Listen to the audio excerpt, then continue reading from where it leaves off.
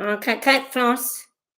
As you know, that I said to you, we're going to have a meeting at 8 o'clock today, and we're talking about the fee waiver result. What we're trying to do is open access to the courts for people that want to use their 1688 will and Mary, or their 1688 Bill of Rights, not the United Nations Bill of Rights, which is a very different document, and it doesn't have a lot of power. And when they do get a ruling in regards, well, a lot of people like to use their human rights because if they win their case, there's a lot of money involved. And so a lot of people are liking to do that. Whereas with our indubitable right, there's not money involved, but it controls the government, it controls the court, and it controls Parliament. And this is the deception that they all want you to use to human rights, and they're dangling the dollars in front of you. But what you're not all realizing is that this corporation, it belongs to you. So when somebody is going to the court and they're fighting about a $200 traffic fine when they know damn well that they were in the wrong, and they go to the court screaming common law that they don't want to pay their $200 traffic fine, that case can go all the way through to the Supreme Court, and it can cost the courts hundreds of thousands of dollars to put it through to the court. And because of the United Nations promise of the Human Rights Act, the courts have to, due to international law, allow these cases to go to the court. They're costing our courts hundreds of millions of dollars every single year. Now, all of that money, since the corporation belongs to you, is being paid by you. And so, unfortunately, as a result of people putting through these frivolous cases for their $200 fines using the common law, because of that, the courts have now put in blockers to stop us from getting into the court. I'm talking to my YouTubes here, Norm. So to stop us from getting into our indubitable right, which controls government and controls courts.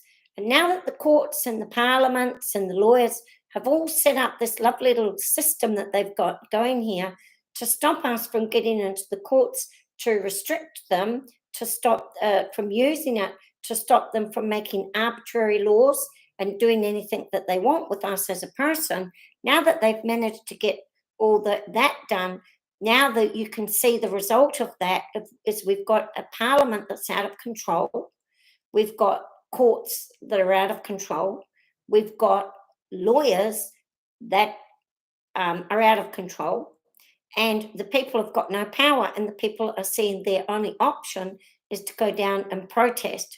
And that's not really getting them anywhere either. And all the time that this chaos is going on, they are writing hundreds and hundreds of bills every single day in Parliament because there's no stopper.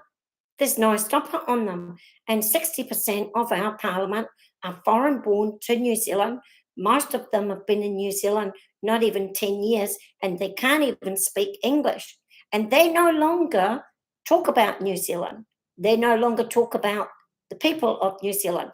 What they talk about is human rights, their rights for their countries, how we should be contributing New Zealand money to support their countries, and how they want to have their own groups with their own governance set up across New Zealand. They want a part of New Zealand to be for the Muslims. They want a part of New Zealand to be for Jewish groups. They want a part of New Zealand to be for the Tamil groups come over from Indonesia. They want a part of New Zealand to be for the Islander groups. And then they want to split the Islander groups into 8 categories. Then they want to have their own. Now, presently, they shove a Maori up front, and we have a Maori group that they want to have a special voting right schedule only for New Zealand Maori, which you might think that that's fine. And now they want to have Maori wards. And what they found is that they don't have enough people to cover their Maori wards. So what they're going to do is what they've been doing for the last 30 years. They're going to then tag on to that an Islander group that want to have their own voting caucus, and they want to have their own wards and their own special police and their own special health. And then it's going to be the ethnic people. But if the ethnic groups get enough in their group, then they will want to split that as well. This is all called ruling by division, and it's sucking millions and millions of dollars from our country. And these people don't care, because when it comes time to pay all of those bills, all they've got to do is get on a plane and go back to their own country and leave you footed with the bill. So the only person that's accountable to all those bills that they're making in the parliament is you. People that are born to New Zealand, of two New Zealand parents, are the only ones that are truly accountable to all those bills. So they don't care what they vote for if it's giving stuff to their people. Now, we do know, what I haven't done a video on it, but I will do a video on if I ever get time, is that they now have in Parliament an Islander caucus where they sit in a special little room that only Islander people are allowed to enter, and they make decisions about their people that are living in our country or even born to our country that only concern their people, which I don't mind if they want to do that. But do you know what? Then they're making decisions that they don't have any money to pay for. And so you are having to pay for all of those decisions of all of the wonderful things that they're giving their people, such as STEM education, extra housing, extra health, separate healthcare, all of those things. They don't have the money to pay for it because they don't have enough people to create enough taxes to pay for it. So they're taking all that money from you and giving it to their special schools. The Islanders want all of their languages to be paid for now by us. So it's not only the Maori language. They now want their languages, their 8 Islander languages, to be recognised as languages in New Zealand. And then they want individual schools to be set up in those languages. They now want to open Parliament, not only in New Zealand Maori language, they want to open New Zealand Parliament in the Muslim language, one of the Muslim languages. They want to open New Zealand Parliament in Islander languages now. Where does it all end? And all of this stuff that they're doing is completely and utterly illegal under the 1688 Will and Mary. And so that's why I've just given up on fighting them. You can't beat them anymore. There's too many of them. So our Will and Mary is an extremely, because our Will and Mary has a little law in there that they're not allowed to misappropriate money. That means where they take any money that goes to the common law in the Parliament, any bills that they make, it's supposed to be only bills where every single person can benefit from that thing that they give. And it can't be divided, because one of the things about government organisations is that when the government allows a government organisation to take a government contract, we as a people are allowed to go and scrutinise every single thing that they spend their money on. And we're able to ask them where that money came from, and we're under the official information. But the minute that this money is allocated to the Pacifica Caucus to be used only for Pacific Island people that are living or even born to New Zealand, they refuse to call themselves New Zealanders. We allow them to call themselves New Zealanders. They're born in New Zealand of Islander parents, but they are born in New Zealand and they are New Zealanders. But they choose not to be called New Zealanders. They choose to be called Islanders. And as Islanders living in New Zealand, or as Islanders born to New Zealand, they are expecting to have a separate governance of their own, a separate caucus of their own, and they're expecting to take money from you to pay for those. And not only did they take that money, since it is a Pacifica Caucus and a Pacifica initiative, you're not entitled to scrutinise where that money's been spent, because the minute that it leaves, the minute the bill is passed in Parliament, and the minute that that money is allocated to them, they consider that that money is no longer anything to do with you. They consider that that money belongs to them, and it's private how they spend it. And what I have noticed in the spending, I've got pages and pages here of stuff that I've downloaded that I can't manage. But what I've noticed is that all of the money is going to church groups. It is the church groups that used to be individually funded and they had to fund all their own stuff.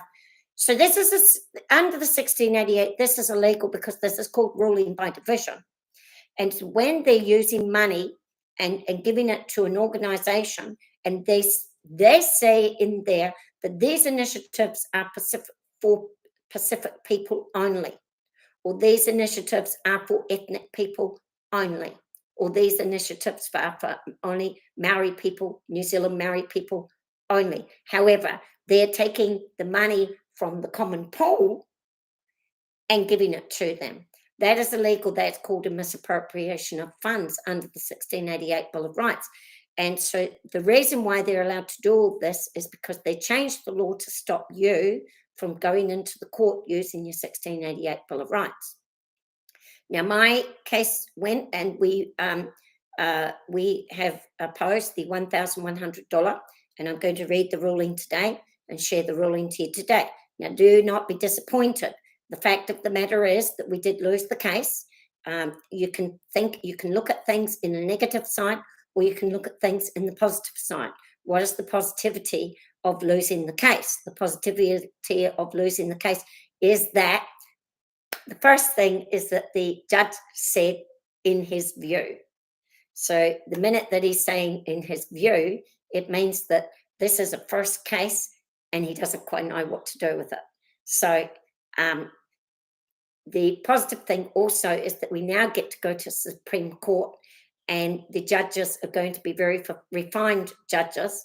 And should we go to Supreme Court, if we were to get turned down there, I assume that I would be permitted to then go on to Westminster, take my case to Westminster. So I'm going to be... So, I feel that we should go through this process first. And so I assume that the next problem that we're going to hit is that there's going to be a court fee to pay at the Supreme Court. So we will use our right to petition the King, and all commitments to such petitions are illegal. So we will then have to apply for a fee waiver at the Supreme Court. And then we're going to refine it now. This is why I said to you, the great thing about going into the court is that when we lose, they must tell you why you've lost, and then you can take that and refine what you're doing. And then when you get to the very highest court, you can be working in a very refined detail where all of the noise has been removed. And this is what they're solely doing. They're removing all the noise. All right. And so this is a great thing.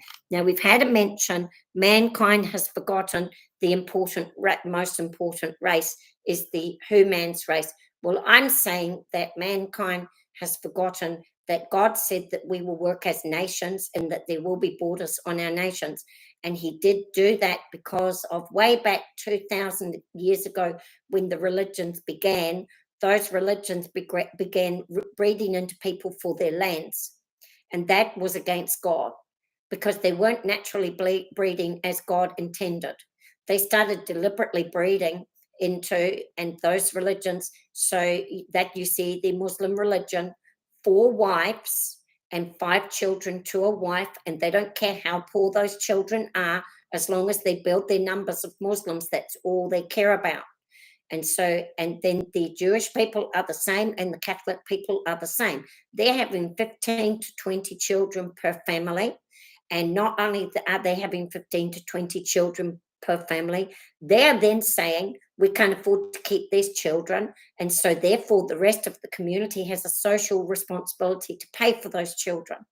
And so that means that our people, our Anglo people, Protestant people that are not in any of those religions, are having to work, 2 parents are having to work 40-hour weeks, and they're only able to afford to have 1 or 2 children because of all the work that they have to do. So this is unfair, and it's time that these conversations were had in a court of law, because this is very unfair, and I think that they've had their day. We gave them a lot of leeway. For 30 years, we gave the religions their leeway, and we can see that the result is that the poor Protestant people have been put under a heavy weight of slavery, and they're not able to get out from under it anymore. And so we're going to the court and we're going to be saying that to them. Not Norm says, get down to the nitty gritty. And that's right. Get down to the, he wants me to. He's saying to me, Kate, stop talking. Get down to the nitty gritty. So I'm going to share. Right, he just wants to see it because he's excited. Okay, so I'll put it up here. So, and I'll just, right, I'm going to share whole screen. Now, if you're on my YouTube, you can't see my share screen. But what I'm sharing is, I went to a meeting, another meeting from Australia, and the man said to me in the meeting, he said, what is the seal? And if you're on YouTube, you can't see, but you can listen to me. He said, what is the seal? And I said to him, well, when I got the notice of the respondents from the Court of Appeal, at the top has got the seal with the crown, the little Maori man on the right, and the little Lady of Justice on the left. That is not the Queen, by the way. That's just the Lady of Justice. She's on the left, and the little Mary. Over in Australia, you've got the emu and the kangaroo, and over in England there you've got the unicorn and the lion. All right, and the covenant that I have that was made by my family with Queen Victoria in guaranteeing that all of my descendants would forevermore be protected under the 1688. On that one, it's got the Crown law on there, which is the unicorn and the lion. So my beef is with them. So what I've got to do is go through the New Zealand courts first. And then what they pointed out to me is in the judge's ruling, you can see here, there's no seal. Now, when the judge made the ruling that said that I had to pay the court fees and that I was not permitted to have the fee waiver on that one, it has got the Crown seal. But if you look on this ruling here, there's no Crown seal. And even in the first court, there was no Crown seal to any of these rulings. So it seems to me that there's only a Crown seal. I'll turn that off. So it seems to me that there's only a Crown seal when they are ordering you to pay money, or there is a Crown seal when they're ordering you to go to the court. But there is no Crown seal when they're making rulings against you, saying that you didn't win what you were fighting for. And I'm wondering if there's a Crown seal, even if you do win the case, which would mean that your case is a subordinate law. And so that's what we've got here from the judgment of Brown. Now, I know that Norma's just desperate to get into this. So I'll stop sharing and I'll show it to you. It's a little bit complicated, but what I'll do is I'll read it all to you, and then we're going to go over and then come back to you, and I'll tell you the specific points that I'm going to be looking at. So it says the application to review the Deputy Registrar's decision declining a fee waiver is declined, and he's given his reasons. Ms. Sextus filed a notice of appeal against a judgment of the High Court, striking her proceeding against the respondents as an abuse of process. So they said that I was unintelligible. On the 28th of June, he didn't quite put, on the 28th of June, the Deputy Registrar declined Ms. Sextus's application. Hi, Declan Statler. Oh, he's called me Cutie. Oh, I got called Cutie. That's so sweet. And then, oh my God, I love that hat. Where do you get that one? Yeah, I had to go and get a new hat. This is my favourite hat at the moment. Isn't it fantastic? And it looks like the beehive too, doesn't it? All right, Norm's going to be angry with me. Right, I've got to keep going. Right, so happy birthday, Declan. Right, pay attention, everybody. And so it says here that the Deputy Registrar declined Ms. Sextus's application under 5.1 of the Court of Appeal Fees Regulations, which I'm going to show you in a minute. So the Fees Regulations 2001, which I'm actually surprised that they've put the Fees Regulations of 2001, because in an actual fact, the Fees Regulations 2001 was repealed, and we now have the new fees regulation of 2013. I will have to, I'm only going off the top of my head today because I will have to go and research this extensively. My hat looks cold. It was cooked. Yes, I was cooked by Cook Day. So the Messex now seeks a review by a judge of the Deputy Registrar's decision. The power to waive fees. And this is what it says: the power of the registrar to waive the fee payable by an applicant is specified in Regulation 5.2. Now, it's going to be a bit hard for you to follow me on this. On the basis of one of the criteria specified in subclause 3, that the applicant is unable to pay the fee, or that the proceeding on the basis of one of the criteria specified in subclause 4 concerns a matter of genuine public interest and is unlikely to be commenced or continued unless the fee is waived. Now I'm going to explain it to you a little bit to make it easier for you. Subclause 4 says that it must be a matter of genuine public interest. But in this particular one, it also has an add-on because it says that only a group who has been recognised by the government as a group that can deal with public interest cases. So basically, if you're in the Citizens Advice Bureau and you wanted to take a case that was in the public interest, then you could take it, and the government would pay you to take that case to the court. If you're in the Human Rights Commission and this is why all the lawyers want to take the cases for the human rights, and this is why lawyers are dumping being solicitors and dumping being lawyers and are decided to be law advocates. They're calling themselves law advocates or human rights advocates. And that's why they're all losing their lawyers' licenses, because they're not keeping up their constitutional law and statute law in the courts, and they're preferring to only work with human rights law. Human rights law is a law that it has power, but it doesn't have the same kind of power as a constitutional law.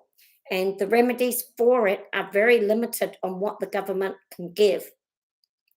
And if you want to protest any ruling in your human rights law, or even if you win the human rights law, the only thing that you can do with it is go and file it at the United Nations that you won that case.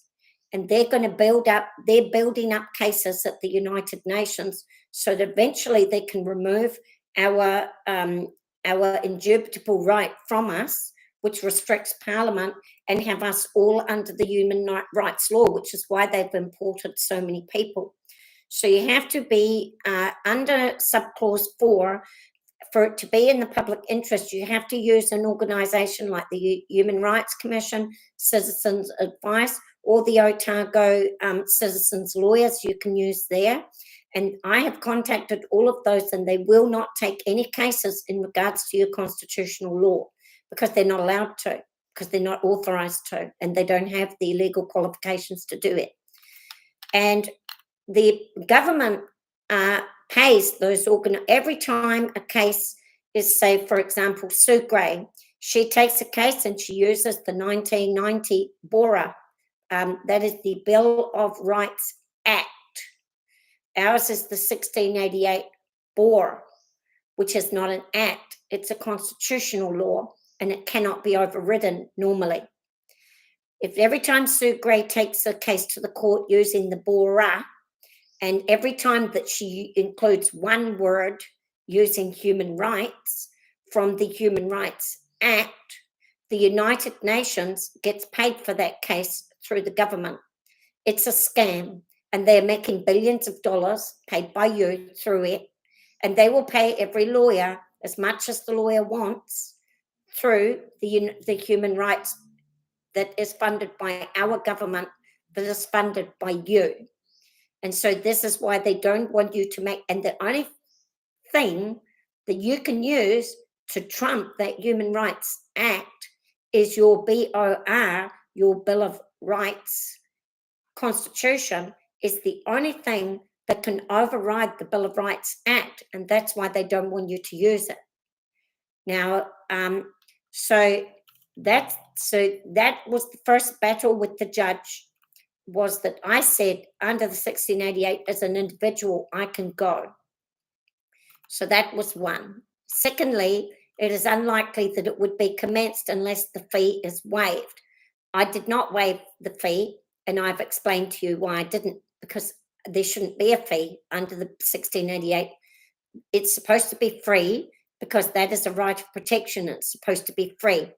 And it may be that I can pay the fees, but most of you can't. So I'm trying to, yes, they're trying to entrench the BORA, Norm says, and it sidesteps our rights under the 1688 BORA. Yes, very good information there from Norm. And so then the next one, it says that it provides, subclause 4 provides that a proceeding concerns a matter of genuine public interest. And these are the criteria that you have to meet to be called genuine public interest. It must be a proceeding that has been or is intended to be commenced to determine a question of law. Stop. Under the 1688, that is us right there, and it stops right there. And it can be only for a person, but they've added on that is of significant interest to the public or to a substantial section of the public. So in other words, if you're an individual like me, they're saying that I can't go to the court. I'm not allowed to. And of course, the human rights, when you go to them to make a case with them using your 1688, they've said to me, they would say to me, that's none of our business. We can't help you. When I went to the Otago Law Society, they said we only deal in community law and advocate law, which is the 1993 and the 1990 BORA, and they do not deal in constitutional law. So I was eliminated from there. So there's organisations that have been set up for the significant public interest will not allow you to enter them using the 1688. And a proceeding that raises issues of significant interest to the public or to a substantial section of the public, and it can be is an appeal against a judgment, a decree or order given or made in a proceeding commenced by an organisation that I've just told you about, that by its governing enactment, constitution or rules is expressly or necessary or by necessary implication required to promote matters in the public interest. So they've basically they've set up many organisations where you can use the 1990 BORA, and they have not set up a single organisation where we can use our BOR. The only way to use your BOR is to get a private lawyer, and private lawyers won't take the case anyway. And so they've done quite a dirty on us, actually, in what they've done. Now, the only law that you can use that holds Parliament accountable, that holds ministers accountable, that holds the United Nations accountable, that holds courts accountable, the only law that you can use is the BOR 1688, and they have prevented you from using it. And then, so they are a power unto themselves. They have removed any power to control them. And now that they know that they've got that, they're creating hundreds and hundreds of bills, and you are all in stress. Ms. Sixtus's application for a fee waiver.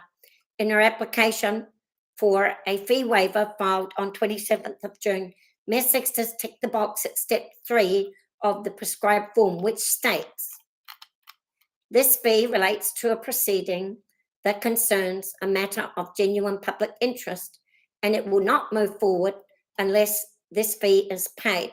I did not tick that because, as I said in another case, as soon as you tick that, if you tick that you won't move forward because you can't afford to pay the fee, They will not let you go back to the original court because they will say, when you go back to the original court, if they put fees on you, you're not going to be able to pay them. And if you get declined in that fee, you're just going to basically end up here again, and we're going to be in the same. So you would have been in a cat chasing the tail. So therefore, the minute that you tick that I can't move forward, if the fee is not waived, you will be thrown out of the court on the first case anyway, because I've seen that's what happened. Such person may apply to the High Court by for a declaratory order. Yes, that is in the Declaratory Judgments Act. Such legislation, yes, we'll go and read that in the 1908. We'll get through the case and then we'll go. Now, the judge has pulled a Swiftie. He's told a wee bit of a fibby here. He says at step 5, where an applicant is to address I'm going to get to here and then I'm going to stop and I'm going to show you what he's talking about. He says at step 5, where an applicant is to address the asserted matter of genuine public interest, Mayor Sextus stated that the courts have denied access to justice to the public using unintelligibility as an excuse. That is true. I said that. But here's where he did something that has, it's just so against everything that I'm fighting for. He said that I made a reference was made to several legislative provisions, including provisions of the Human Rights Act 1993 and the New Zealand Bill of Rights Act 1990. And I feel that this is a deep deception on the judge's part, and it is deliberate. And I'm very angry that the judge did this, because he has not said that I disagreed with certain provisions in those 2 acts. And I believe that this is a deception on his part. No, he's going to acknowledge it in a minute, not Norm. But I want to just point out that he has done this. Now, I'm going to stop this for a minute, and I'm going to take you to what I actually said when I actually applied to the fee waiver. This is important for you to see. So the fee waiver.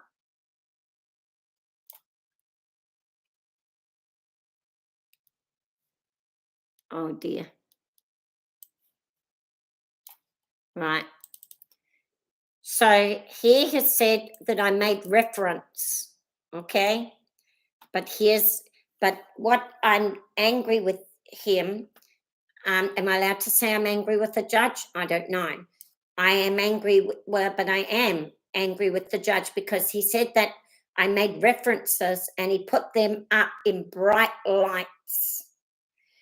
And what I feel that it's a deception, because what he should have said or could have said is that I had made reference opposing certain things in those 2 laws. And I feel that he did not write that clearly. And I have noticed this throughout the judges. So here's what I actually said.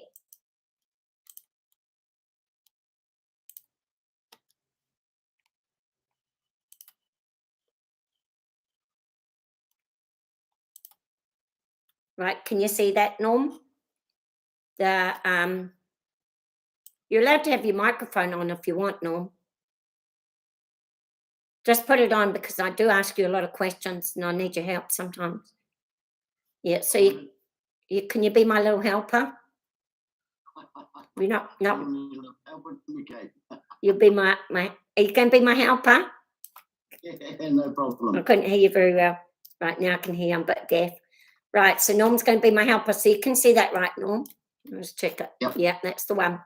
Right, so what I actually said in my, unfortunately, I will accept that I did not, at that time, I had not used that it is the right, that is the right of subject to petition the king, and all commitments for doing so are illegal. I had not used that. And had I have used it, it would have been very good, but it was all throughout my appeal. But But this is what I'm saying about when you go to the court, you learn a lot of what you shouldn't be doing, and you learn more refined of what you should be doing. So here's That's what right. It's all eh? new territory. It's all new territory for you, Kate. You're doing really well. You've got to feel it out. Yeah. And all of these cases in here are free. And all of these cases in here are free. Oh, why have I got a double? That's coming with you, Jody. Oh, why have I got a double? That's coming with you, Jody. Is it? I don't know how, Kate. You've got a double picture on. You've got a double picture on. Can you go out and come back and have another try?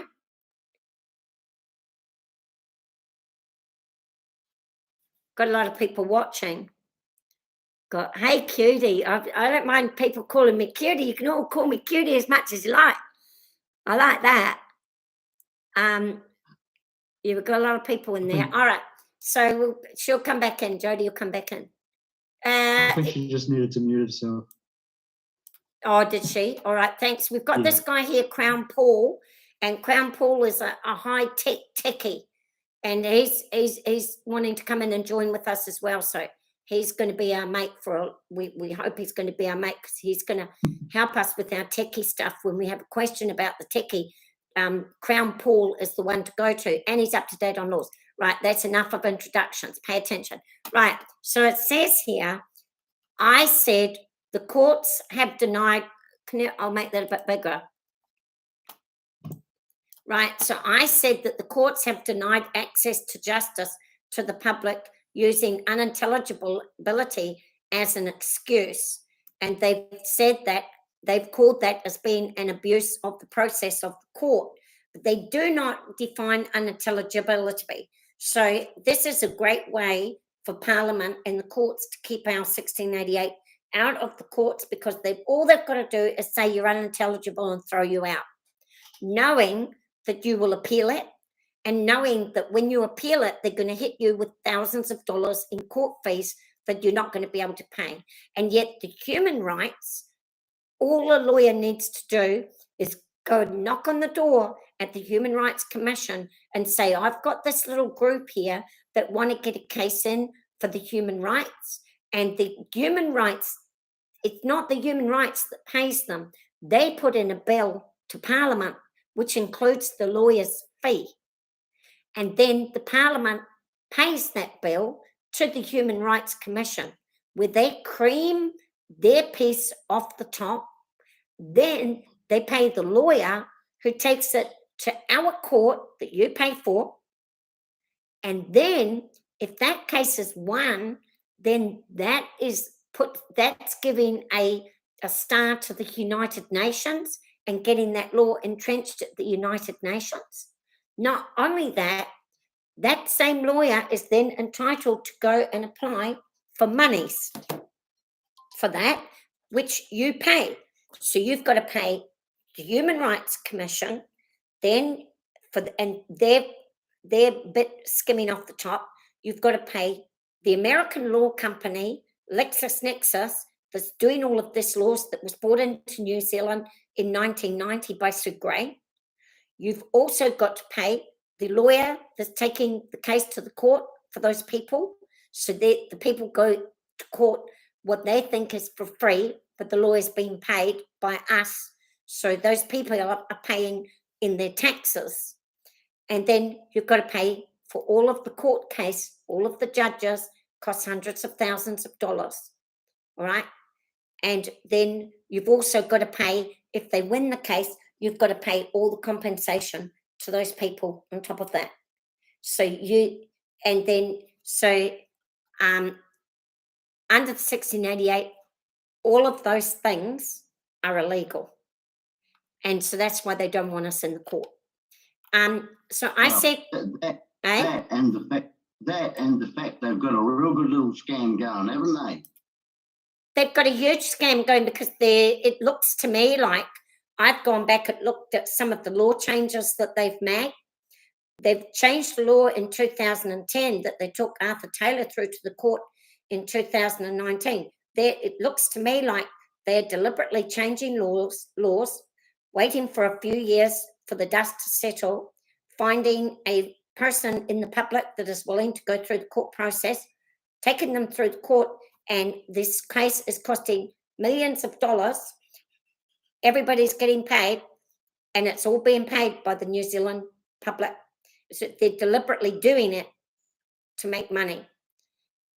I'm saying that it is a national scam being carried out in each of our Commonwealth countries since LexisNexis took over in 1972. So I don't know who is the perpetuator of the scam. Is it Parliament itself? Are they invested? Is it the United Nations? Is it the Human Rights Commission? Is it the entire law society in all of our countries? Is it Crown Law themselves that have caused this? Is it America? Is it LexisNexis? I'm not accusing anyone, but I'm saying a lot of people are making an awful lot of money, and the only thing that can stop them is our BOR that they've managed to stop us from using. So God save the Queen at this point of time. So I said then, can you see my genuine public interest, the blue one there, Norm? Yep, no, it's all good. Yep. All clear. Right.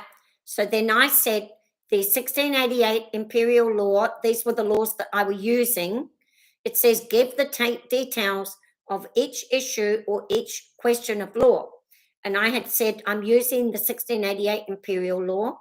I'm using the 1628 Petition of Right, the 1844 German Settlers Victoriae, 1865 Native Rights Act, Victoriae, 1908 Declaratory Judgment Act, and I'm saying that I want to use the jurisdiction of the court in these areas. And then I said, I can accept that I didn't explain myself clearly. I then put the Human Rights Act S5, S2, KII, which says that New Zealand will be bound to every international instrument. And that is in Section 5, subsection 2, KII. I said it is repugnant. I thought that it was clear. What I was meaning was it was repugnant to the above laws that I had just put. And then I said that the electoral law, S55, B and C, forbids foreigners to be in our parliament. And then in 2005, Helen Clark changed it for S55AA, and she said despite 55B and C saying that they can't be in our parliament, actually we say that they can. And I said that those laws are repugnant. I possibly and likely didn't make myself clear. I also said that the clarity of the 1990 Bill of Rights, S27 and S28, S28 says that all other rights are unaffected by the 1990 Bill of Rights.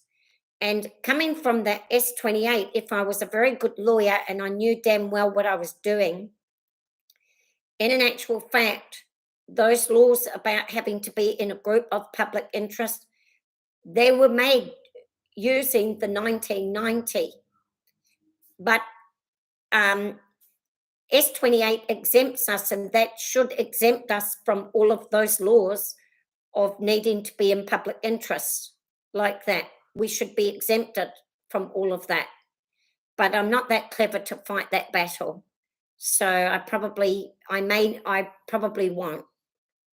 But I could if I really wanted to put my efforts. If anyone wants to help me out on there, you would be welcome.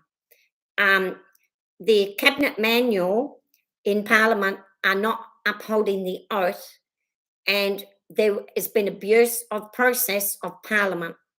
And I said that LexisNexis was psychologically waterboarding the people with hundreds and hundreds of laws and stopping us from going to the court to fight them. Unfortunately, I didn't write this as clear as what I would have liked to have written it, and I have learned a lot.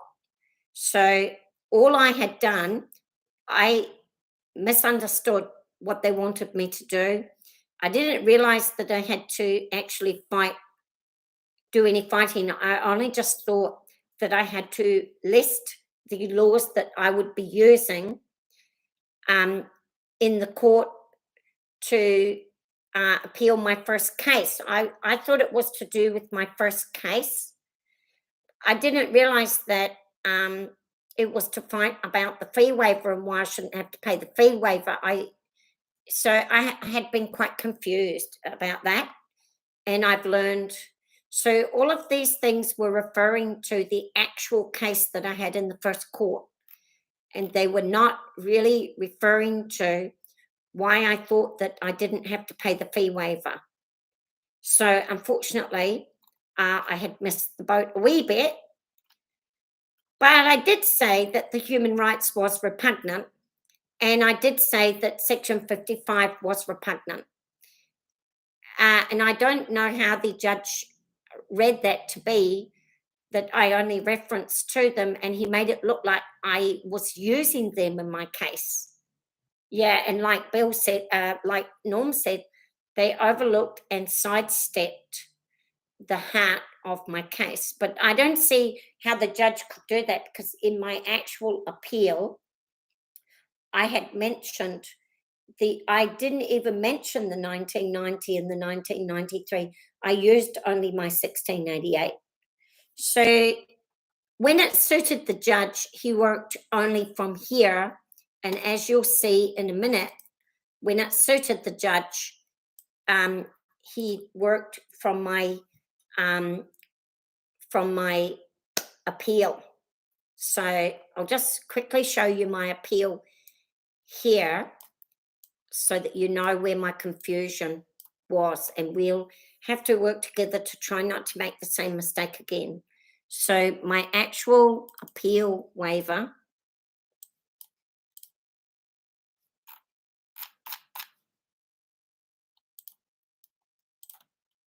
So you were addressing your initial declaratory questions, and he was addressing the waiver of the fees question. Is that what's happening there, Kate? At that point there, I'm finding in the courts that the way that they've always been beating me is they flip around to use something and use something from another place and then join those two things together to make one equal. It's sneaky. It's a sneaky sidestepping, smoke and mirrors. Yeah. And they've done it to me in every case. They even did it when they attached another case onto mine. I won't go into that, but yet what they do is they take a section of one law and then they take a section of another piece, both saying something completely different, and join the two parts to create an equal to make their argument sound. And this is exactly what he's done here. So he's done a 2 + 2 = 5. That's what he's done. Yeah. Yeah, and that's a very common trick you'll get with these courts and these judges, especially when you're bringing issues to them that are, the things that you're bringing to the fore and questioning are fundamental, and they know it. So they're going to be as very sneaky as they can, Yeah, sneaky. It's really sneaky. It's clever. Yeah. I would say it's extremely clever. And I would say that they have to think on it for many, many days. And I bet they've got many, many people talking about it to come up with what they come up. And there's only little old me trying to fight them. And I think it's an unfair way to treat people, to be honest, when they know you. Oh, that's right. Eh? It sharpens our teeth. It sharpens our teeth. Yes, we've got to be able to fight the big boys, and we have to be adults. We can't be going in there mamby-pamping and crying our little asses off we've got to go in there and say, you know what, if that's the way you want to play it, mate, we're just going to play it right on back to you. So we'll just come back and we'll just refine it down and stop giving them avenues. That's what we want. We want to stop ourselves from giving them avenues. That's what we need to learn. Yeah, that's right. We can't leave ourselves open for areas of friction where they can confuse issues. That's the best way, is just to keep it simple and just keep to the point, and don't give them any avenues to be able to, you know, sidestep like they do, because they will. They will. That's exactly right, because they're not allowed to speak. This is one thing that we can use to our advantage. They're not allowed to speak about anything that's not what you've written. So if you don't put it in there, they're not allowed to speak to it. So if we keep it purely to 1688, they're stumped. I tried to do that in the appeal of the fee waiver, but that's where I said the judge has jumped over to the fee waiver application, and then you'll see later when I show you the judgment, he's jumped back into our judgment. So what he's done is, when talking about the registrar, he's used only as evidence from that fee waiver application. That's the only thing that he looked at in regards to the registrar and nothing else. But when it came to his ruling against me, you'll see in a minute, he's jumped over to my application of appeal because he had to. So he's just cherry picking. He's just cherry picking what he can. He did to avoid the real issue. the rotten, the rotten wee bugger, clever wee bugger, but a rotten wee bugger. But anyway, they'll all be watching this. So Judge Brown, if you come on and see Kate Floss, you are a bit of a wee rotten wee bugger for doing that. But you know, we're just going to take it on the chin. We're coming back fighting. So so don't think we're going to be giving up, Judge Brown, but I might have to sing a song. I'll be finding a song for you, Judge Brown. It's going to be a good song. So I'll just share to you our appeal. So that was the fee waiver for all those at home. If you can't see, you know, if you're at home, you can join in the Zoom meeting. If you're at home there, and I think I can just put the... If you're at home there, I have actually put the Zoom meeting down there on the chat, haven't I, Norm? And you're all able to come into the Zoom meeting if you've got Zoom. So you can actually come in here and join in if you want to, my dears. And you're... just go to Kate's YouTube page, and if you go look at the show more in the description area, you'll find the link to come on in. Yeah, and if you come on in there, here, I'll just put it up on here. If you actually come on in there, you can actually come into our Zoom meeting and you can see all the documents that they're talking about. You can hide your screen if you don't want to be known.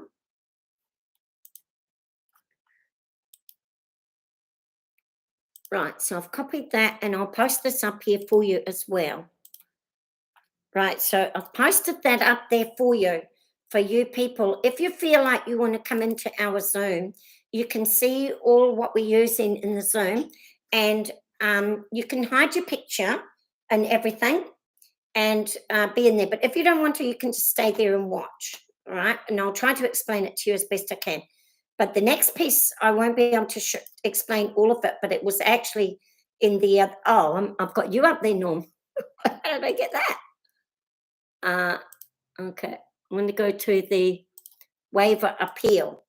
So you'll see in the waiver appeal, it's important that you see what I've put in here, because we're going to be able to use this. So you'll see... It's a bit complicated.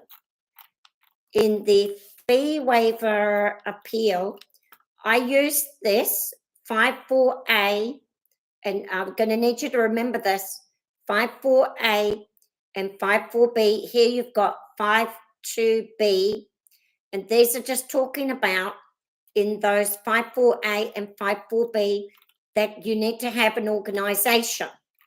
And not only that, that I've already just talked extensively. So that's 54A and 54B.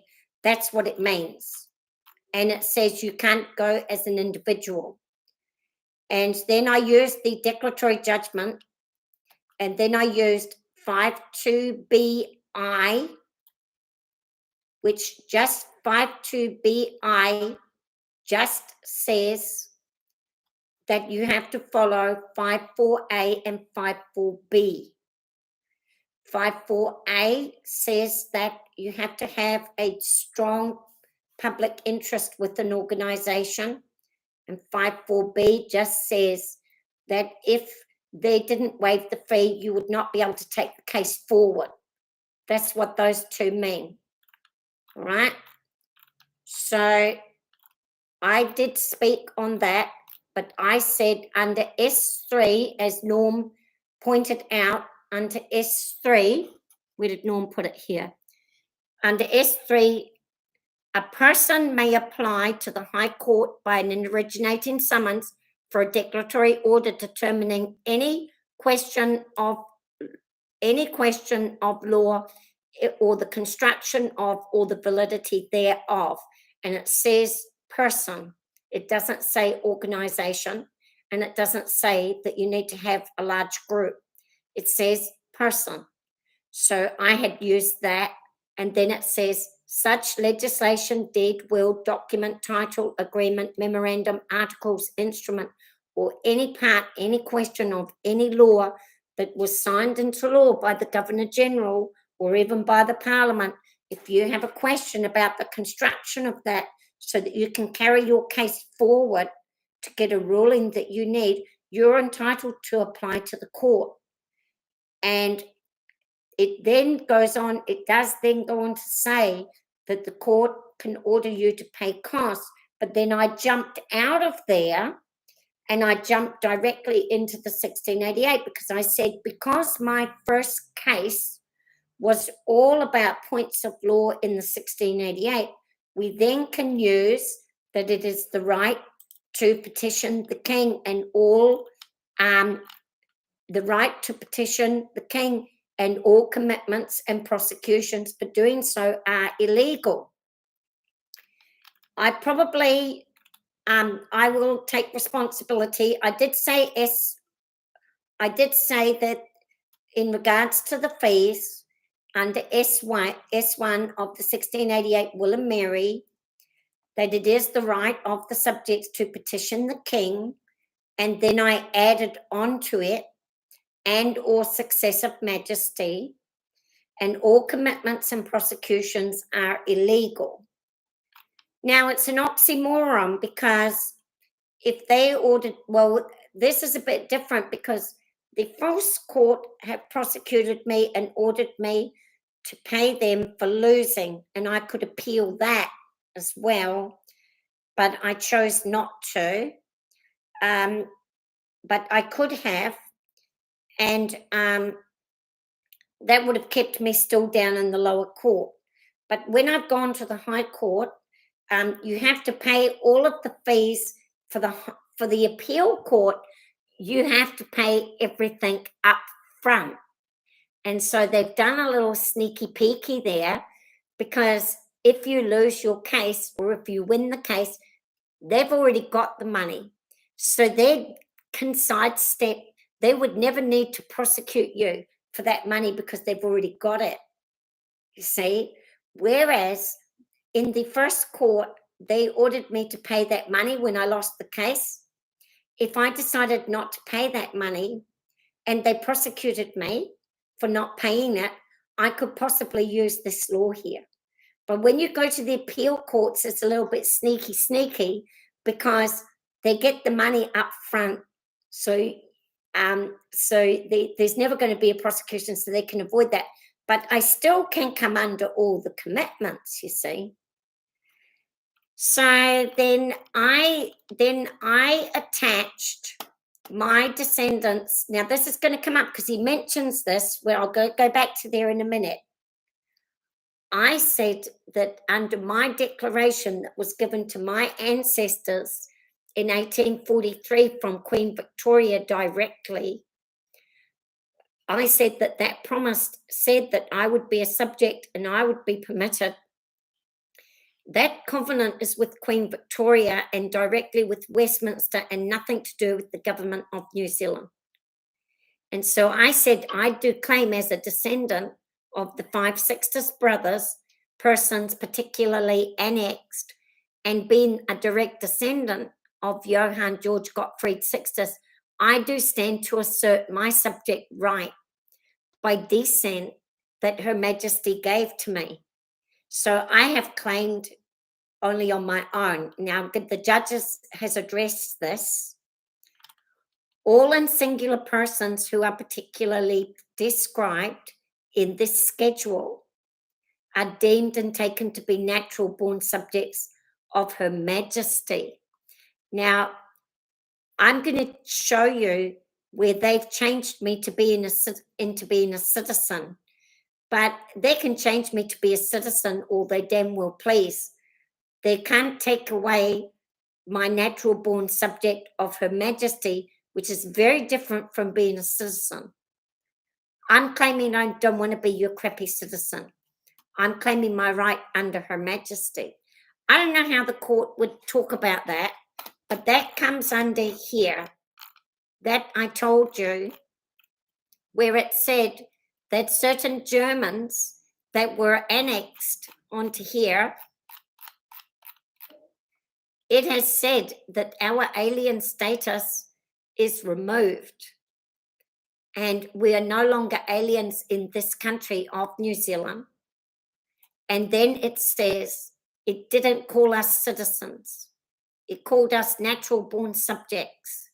Now, this is very significant because this includes our New Zealand Maori, that they've removed their right to be subjects and changed them to be citizens. And they've got documents as well from the 1860s. I don't think I'll put it here.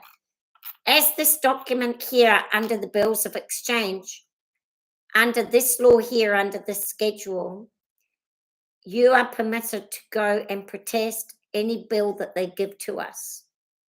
And that is what I've done. So the judge is going to talk. So that is a key issue here, that I have claimed my right as a subject, not as a citizen of New Zealand. One. Secondly, I have used that it is the right to petition the king, and all commitments to that are illegal. And then I went on to the Fitzgerald, which he never mentioned. And I can accept that, why he would not mention that, because I would say it's nothing to do with this case, and it can be nothing to do with the fee waiver, because that only applies to me. Although in the fee waiver, I did add that I was going to be talking about the Fitzgerald case when I enter the court to fight about the first case. So you see, it does get quite complicated, but you've all got to stay with me. We're going to refine this down, right? So then we're going to go back to him, and then you'll see. You probably should have actually left that Fitzgerald case decision with regards to him having to pay the fees until you'd actually sorted yours out. See, what you actually did there was bring up another area of friction where they can anchor you back down again. So you should have, but that's all right. It's a learning process. And it was going into a whole area of law where, as I just said to you, I said it myself, they're not allowed to talk about other cases. They're only allowed to deal with this case.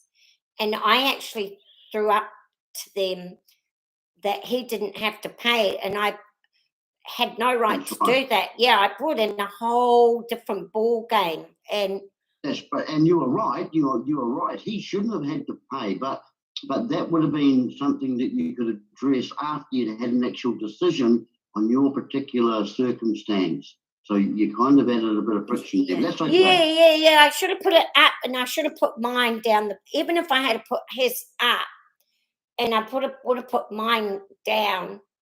Hi, Tina. Aloha. I would have just left his right out of the picture for now, Yes. but you could address that later on once you'd had a decision and got a precedent deciding that your fees had to be waived because you were addressing an instrument and questioning an instrument of the Crown. So you were on the right track. I should, because first of all, it was up to him to fight the fees. He should have fought that himself, and he didn't. Sure. And so it's not up to me. Days, they didn't have access to all the information we have. That poor guy Fitzgerald, you know, he would have been stymied by the court straight in his face. He would have had no way of being able to investigate whether the judge's statements were correct or not. So he kind of bowed to the judges again. But that's what we've got to do. We've got to keep going back and keep questioning them. So we learn from that. We've got to. That's why I'm just saying. I'm just pleased that we're in the court. We're in the heavenly realm, and all of this is free. So we can battle away on all the things that we want to, and it's not going to cost us a penny. So we could stay in here forever. So yeah, that's right. We could just. The other thing too is it's not a win. It's not a win-lose case. No. I mean, all you're doing is asking for a declaratory clarification on where the 1688 Bill of Rights sits in the hierarchy of law. That's all you're asking. It is in the legislation. That's the next one. That's all you need, Norm. Stick it in. That's it, It is in the legislation.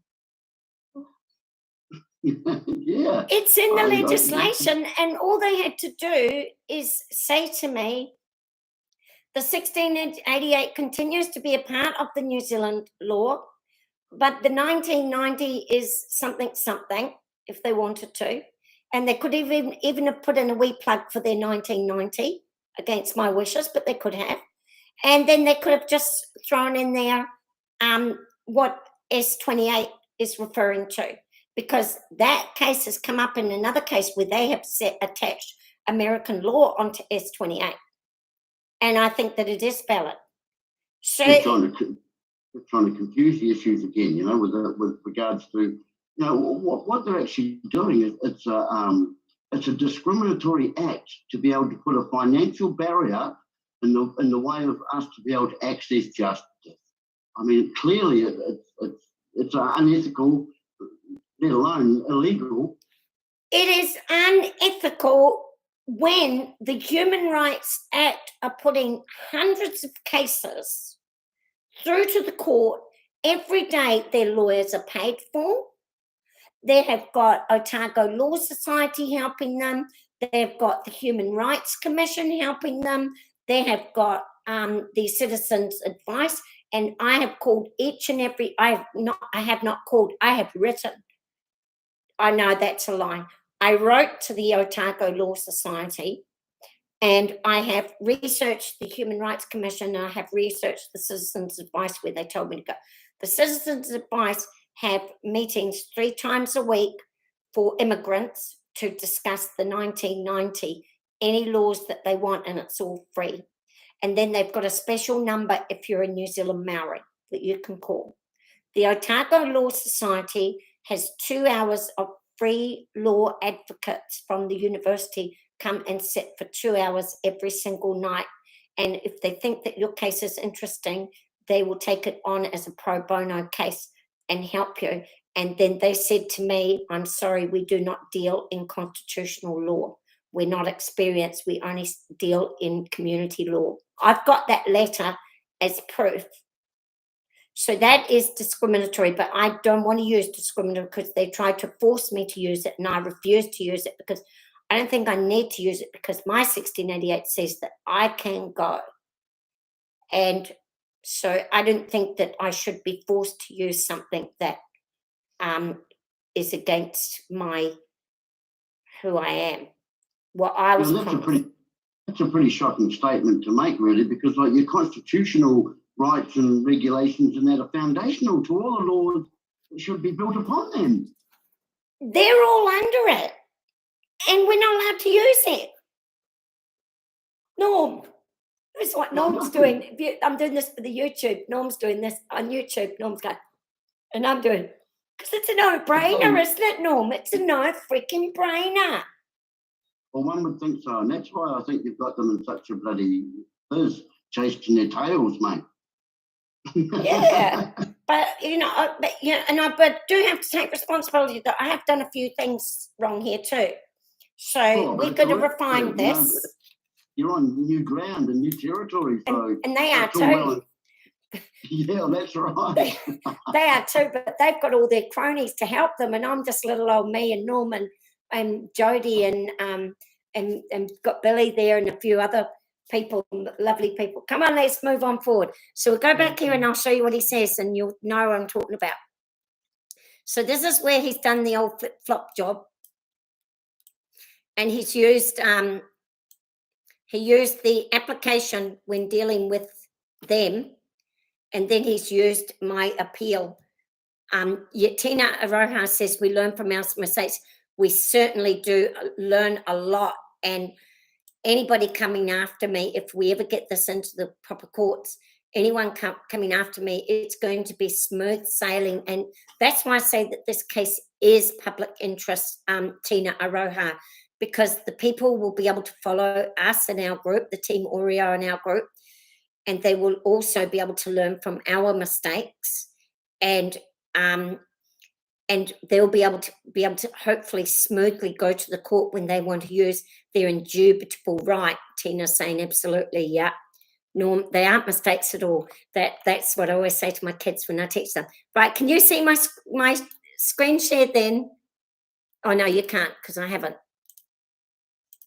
Right, so we're on Justice Brownie. Can you see Justice Brown? Yep, got it. Right, so we got down to here. And so where did we get to? The power to waive fees. So he said that it has to be genuine public interest, and you have to be in a group. So in Miss Sixtus's application for the fee waiver, and we got down to here where we stopped, where he said that I had made reference to several legislative provisions, but what he did not say, and I feel is a deception, and he did not say that I made reference to the Human Rights Act and the Bill of Rights Act being repugnant to my 1688. And I think that he's made it look like I had used in a positive way the Human Rights Act and the New Zealand 9. And this is the deception that they've been using all through our courts.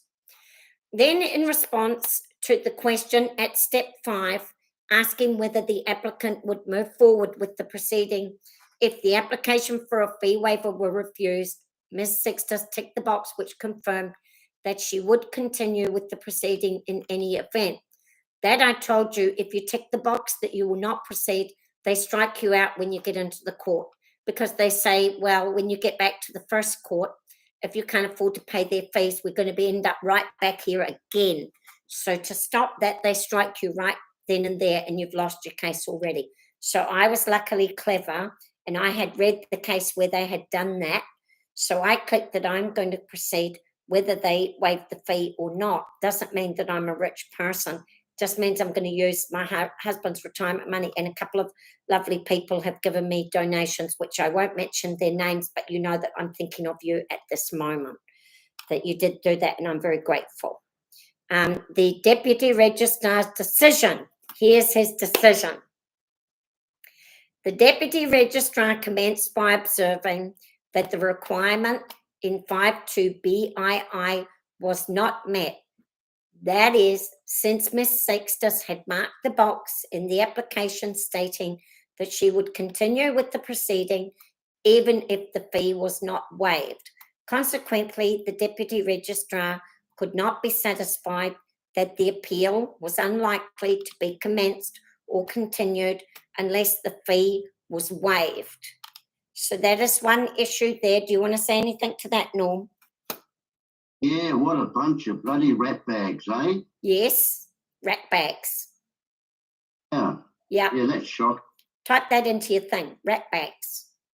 You Yeah. know, they're kind of saying that because you couldn't afford the things, you're not going to carry on. But even if you could afford the things, you're not going to carry on. Yeah. Norm, you just so understand what I'm saying. Yes, and that was just Hey, lucky. rat bags. Yes, they are rat bags. They are rat bags. They are. And you cannot win in that box. They have worked this out very, very well. I really think that you opened yourself up for a lot of friction because you've added too many things on. I think you just the next time you go through this, you stick to the one clarification only. I think that you are absolutely correct. Absolutely correct. In hindsight, but I was a bit confused when I applied for the fee waiver, but in hindsight, I do think that Fitzgerald bit really threw it. Yeah, I think if you just stuck to the bare bones of your seeking clarification via a declaration, I think if you just stuck to that, I think you would have. Yeah, it might have had a better hope there. But that's all right. It's all good. And but Norm, before we move on, I just want to tell you why I did use that Fitzgerald. The reason why is because that Fitzgerald case is the only case in New Zealand's history that was used by an Anglo person, and there had not been that was done in 1976, and there has never been a case using the 1688 since 1986. Now, if you're going to have a look at the Cabinet Manual and you'll scroll right down, that case there was against Prime Minister Muldoon. And for some strange reason, the Cabinet Manual that was created in 2017, if you scroll right down to the bottom, it is Muldoon that brought in all the letters patent and all of the Queen's law back into New Zealand Parliament. It was him. And we're thinking that maybe he set that case up himself.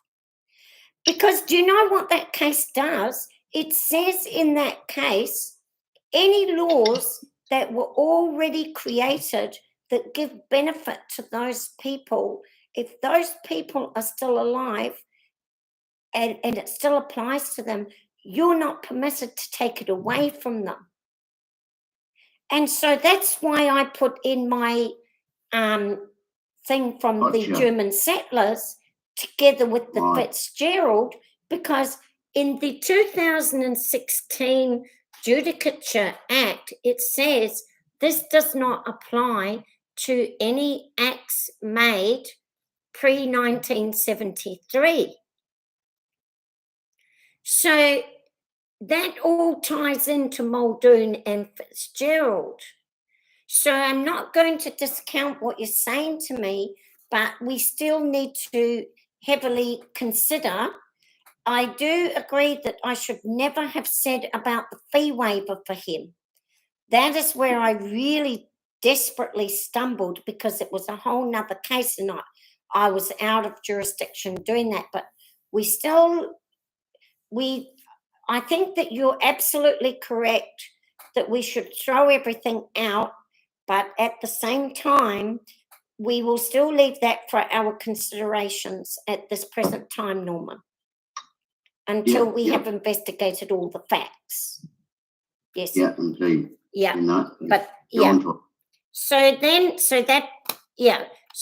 he says, however, the Deputy Registrar went on to consider whether the first regulation 52BI was met. She found that neither criteria in 54A or 4B were satisfied. Now, I'm just going to explain. So, 52BI, all right, says that you would not continue with the case if the fee was not waived. And so I didn't fit into that criteria because I had ticked that I would continue anyway. All right. But 52BI says that you must match the criteria of 54A and 54B. 54A says that you have to be part of it, you have to go through an organisation. And 54B says that you have to have a significant amount of public to do it. So it takes away your individual right. And not only that, it says that you have to go through an organisation. So the registrar said that I had not met 54A and 54B, which is correct. And he said, now we're going back to, do you want to say something, Norm? Yeah, but on that point, like you brought to our attention before, a person is an individual. And an individual doesn't need an organisation to be able to address issues of or instruments of law when you're questioning them. Yeah. We're a corporation, right? Under the Declaratory Judgment Act, a person can do it, and under the 1688, a person can do it. This law only came in under the Judicature Act in 2016, and then it says any laws pre-1973 don't apply. So, that was all in my case. I was saying I can do it as an individual. But here's the thing, that's all subordinate in legislation anyway, isn't it? Yes. So, I mean, they haven't got a leg to stand on. That's what that's what I just don't get, Norm, because all of those are subordinate. And so the 1688 trumps all of them, so they should consider it before they consider any of these laws. That's right, because first in time is best in right. Exactly, Norm. It's a no fucking brainer, isn't it? Well, one would think so, but what I think you've done is you've given them the avenues to be able to pick away at other areas of what you've actually brought up to their attention, and it's kind of sidetracked from the main point. They're little buggers. Yeah, but they are little buggers because, they are little buggers, though. They're ratbags, aren't they? Do you want to say anything, Brent? Yeah, I got up and spoke to fucking Brian Tamaki. Oh. And I fucking, he's saying all the right things. But not right now, Brent, not right now. He's saying, what do you mean? Wait till we get through this. Oh, okay, carry on. Sorry. Brent. No. Pay attention. Okay. Well, I missed it all the start because all right. Yeah, I know, but we'll have discussions. Don't just after we do that, then we're going to come to you. Brent's been to see Brian Tamaki tonight, so he's next, but not until we finish this. Right. You can see that Brent and I are the bestest of friends because we both are talking about, like, I talk about loads of things in my court that I shouldn't be, and he talks about loads of things in the Zoomies that he shouldn't be. Now, we all have to get focused, but me and him are the best of mates, and we're that's why we're like that together, aren't we, Brent? Right, Brent, let us get through this. Right. Oh, Maxine is here. How lovely, Maxine. She's watching via YouTube. Right, pay attention. So he's said under the 54A and 54B that we were not satisfied, and then he's flipped back to the original court ruling, which is, this is sneaky because he's used all of my ones that I was using in the fee waiver were all pertaining to the original court ruling and were not pertaining to the fee waiver. I accept that was my mistake, but then he's flipped back and he's used the original court ruling, and he is not talking about anything to do with the fee waiver. So perhaps I was not wrong. So this was how I lost. The judge from the fee waiver said the appeal is of a decision of Cook J striking out a proceeding on the basis that it was an abusive process. The issue in this appeal will be whether the proceeding should have been struck out on that basis. This issue will turn on the particular facts regarding how the statement of claim was pleaded. Now, I'm going to come back to this later. I do not consider it is a question of law that will be of significant interest to the public or to a substantial section of the public. So this is a little bit sneaky, but because the registrar doing the fee waiver has explained to me, when I did the fee waiver, I put in all the laws that I was using in the first case, and I said that those laws will be in public interest because of the first case, right? But when this Judge Brown, when he said the first piece, he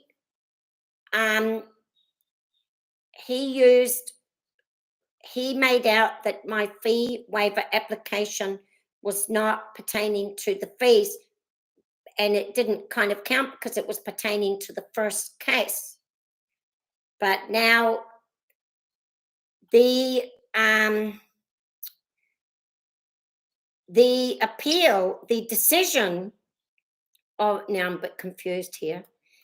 The fee waiver was turned down based on my first case being declined. And he said, I can see how you're easily confused with that statement there, Kate. I mean, he's just cherry picking all over the place. Yeah. The appeal decision of Cook J striking out the proceeding on the basis that it was an abusive process. Well, wait a minute, who's decided it's an abusive process? Yes. We're still trying to get them to stick to the main point of allowing a person to go to question the king on a law or a process of law or any instrument. I'm saying that over any process, and then he goes on to confuse it again by saying the issue in this appeal will be whether the proceeding should have been struck out on that basis. Well, that basis hasn't even been decided upon yet. I know. I mean, how can he strike it out on something that hasn't even come to fruition? These guys are rap ass, And mate. he said that the first case was not in the public interest. But when I did my fee waiver, I was saying that the fee waiver is in the public interest. So I was saying that it's in the public interest that I was fighting that. I had stopped fighting the first case and I had pushed the first case aside, and I've said, right, we're fighting fee waivers now. That's right, to address the fees. And I'm saying that the waiver of the fee, not the first case is in the public interest, but the fee waiver is in the public interest because we cannot fight our first case because the fees are too high for us to even get into the court to fight our first case. So it's a manipulation of law. And so I'm saying getting the fee waiver waived is a significant public interest for all people that want to take their 1688 will and Mary to the court for their declaration of right. So we've switched games here. You know what I mean? And the judge has it. Yeah. Isn't he sneaky? Smoking mirrors on you. He's jumping around where it suits him, and because when he talked about this one up here, he addressed the reasons why I had asked for the fee waiver, right? So this is addressing the reasons why I had asked for the fee waiver. And then down here. Here's the thing, Kate, go back to where you were, Yeah, So, and he's so lied. you said here that in response to question step 5, with the applicant record proceeding. So no, the next one, number 5. So Ms. Sector stated that the courts have denied access to justice to the public using unintelligibility as an excuse. Well, they've used that as an excuse, as a sidestep. That's a clear sidestep right there, because there is no unintelligibility as an excuse. You have the right to question as an individual the legitimacy of any of their instruments. So that statement right there is an absolute, it's an absolute roof. It's a real. They're really, they're really going the rat bag route. But I'm not a person that gives up easily, and neither are you, Norman. Neither are the people in this group. So most people would go away, but we're not going away. So well, I don't like being bullshitted too, mate. It is in any way, shape, or form. All they, because in the they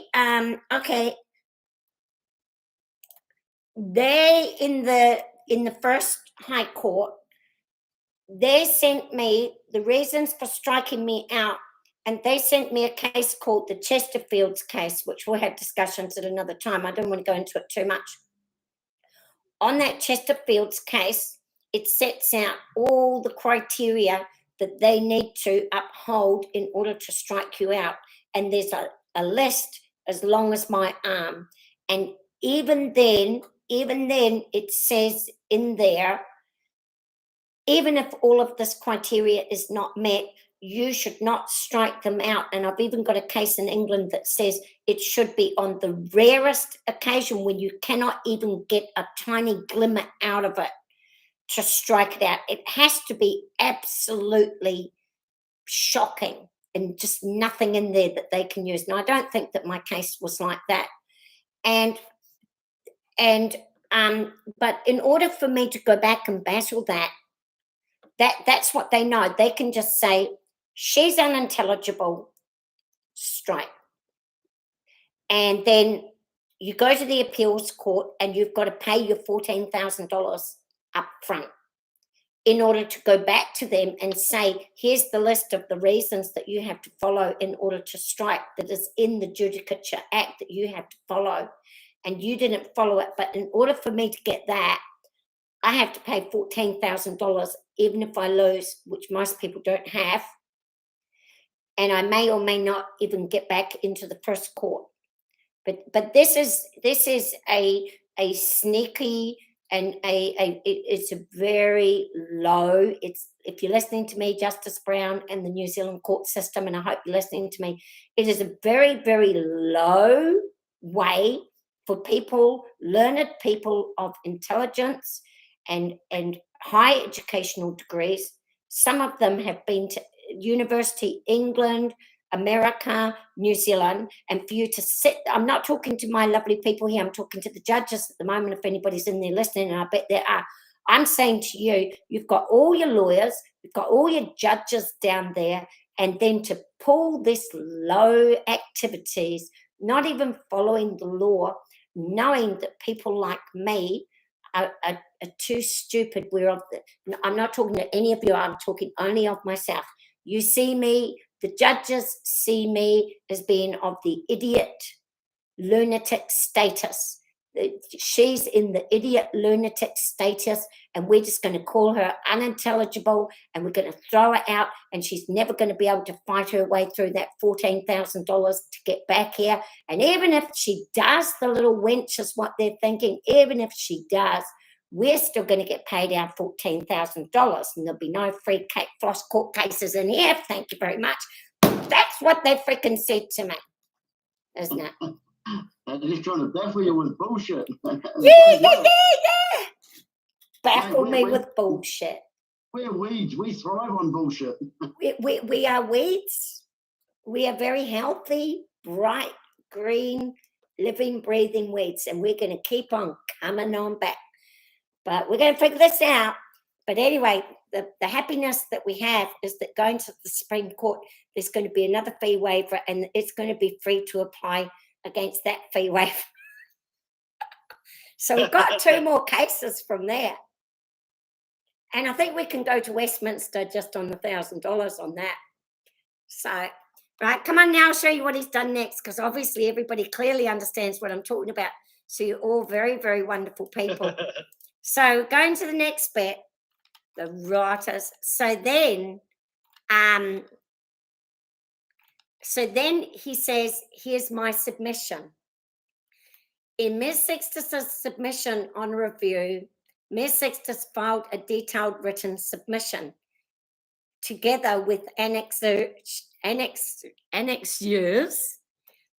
in support of her application for review. And in those submissions, she reiterated that her application for a fee waiver was based solely on the ground of genuine public interest, with reference to the requirement in 52BII, she stated. Now, this is where he's been a bit sneaky. So she stated, I agree that I will continue my appeal even in the event of no fee waiver, but that it would cause me great burden in my endeavour to bring public awareness to their ancient laws of the 1688 Will and Mary that are available to the people of New Zealand in this time of confusion and despotic rule. So he's giving me that, but he's going to be in a minute agreeing with the judge, because we're fighting 2 things. I'm now saying he's put the registrar's declination based on the first case, right? But I have appealed the declination based on that it's in the public interest to have the fee waived, not based on the first case, right? So in those circumstances, the second requirement in 52B is not satisfied. Consequently, the Deputy Registrar could not grant Ms. Sixtus's fee waiver application and did not err in declining it. Now, he's pulled a little sneaky peeky here, because he's used 52B, but he has not said whether he uses 52BI or 52BII. And he hasn't been exactly clear. But you know that the fee waiver was turned down based on the first case. But my appeal of the fee waiver declination was based on that the fees would be in the public interest to have that. So he's working in the different areas here. Ms. Sixtus proceeded to address the Deputy Registrar's consideration of the circumstances which qualify as a matter of genuine public interest. She made the point that her proceeding in the High Court was an application for a declaration of right under S3 of the Declaratory Judgments Act, and suggested that such a proceeding was not within the list of matters for which a filing fee was prescribed in the schedule to the fees regulations. I'll go and show you that in a minute. We'll go to the end and then I'll go and show you. However, whatever may be the form of Ms. Sixtus's proceeding in the High Court, her process in this court is a notice of appeal, which is included as item D in the schedule. Now, I'll go and show you that in a minute. So just remember that that's there. So I had said to them that the Declaratory Judgment Act was not one of the things listed in the fees schedules of having to pay. But he said it does come under Section D. Ms. We're going to have a look in a minute. Ms. Sixtus further submitted that the significant public interest requirement did not apply to an application for a declaration under S3 of the Declaratory Judgment Act, which requires that only one person be interested in the validity and construction of a statute or regulation. Now, here's what he says. Listen carefully. However, in my view, so there's the kicker there, the requirements of Regulation 5.4 apply to the claim Ms. Sixtus seeks to make, irrespective of the jurisdictional route which is invoked. So he hasn't answered me. He just said it does apply, but he doesn't say why. He says, doesn't matter which jurisdiction that you're using, 5.4 applies, and you need to be an organisation and you need to have a group. And he has just basically said any other rule or regulation is irrelevant to that. So that is the main point of the appeal at the Supreme Court. So we're going to have to address the first court, then we're going to have to address McGrath, who turned down the application for fee waiver, and then we're going to have to address the fact that our that we're now putting the fees as being in the public interest and not the first case. I'm not sure if we can do that. No, see, that's what I reckon. That's where I reckon you went wrong there, right at the very start when you started pulling that in. What you did is you kind of your fees were for initial bringing the case of a declaration clarifying the Bill of Rights Act, but then what you kind of did there was you kind of gave them an avenue to add confusion by asking for the fees to appeal. You see what I'm saying? So there's kind of two different things you introduced there. It is bringing the public interest. Public interest in the picture, yeah. It not the public interest, and then it's now saying we do need the public interest. Well, the public interest came into play with the original clarification on the declaration. The public interest part doesn't really apply to the fees at this stage. No. Oh, so I've basically said, all right, let me see if I can get my head around this. I've basically said it doesn't need to be in the public interest, but then I've turned around and said, but anyway, it is in the public interest for the fees. Yeah, when you so I've contradicted myself. So you've kind of, no, you've just added, you've confused where the public interest applies. Now, the public interest applies to your first declaratory clarification case. After that, then the fees, the fees doesn't really have a public interest at this stage because the public interest applies to the actual clarification declaratory of the first case. Yes, of the first case. So what you did is you actually gave them an avenue to confuse the issue. You kind of confused yourself there. But that's all right, you're learning. It's all good. It's all good, mate. Well, yeah, but we've got you now, Norm, and when we come back with this one, with this the first right. When you case, come back, you can tie them back to that original case, that original question where you're seeking clarification. And that's a public interest. There is definitely public interest in that. Okay. The fees is another side. There is public interest in that, but what you did is kind of confuse it. You put the public interest on the fees rather than on your original from the first case. Yeah, and Sandy's saying she Yeah. agrees. Sandy says she well agrees with that. Yeah, I think that's what's happened, and the judge has picked up on that, and he's run with it. Yeah, You know? yeah, he's run, hasn't he? He bolted. Well, I'm a little confused. I'm just a little confused. Aren't we just seeking the declaration of the 1688 as being the supreme law, in that you do not need public interest? because you don't need that part of that law for seeking that declaration, which Kate pointed out. So I'm sort of getting confused about the whole Billy Do. To me, I see you're seeking clarification on this law. You don't need the public. Fees should be waived because you're going as a sole person, as a sovereign person or as a majesty to the court for that one thing. So it doesn't need public interest at that point. But I still thought that when I was fighting, I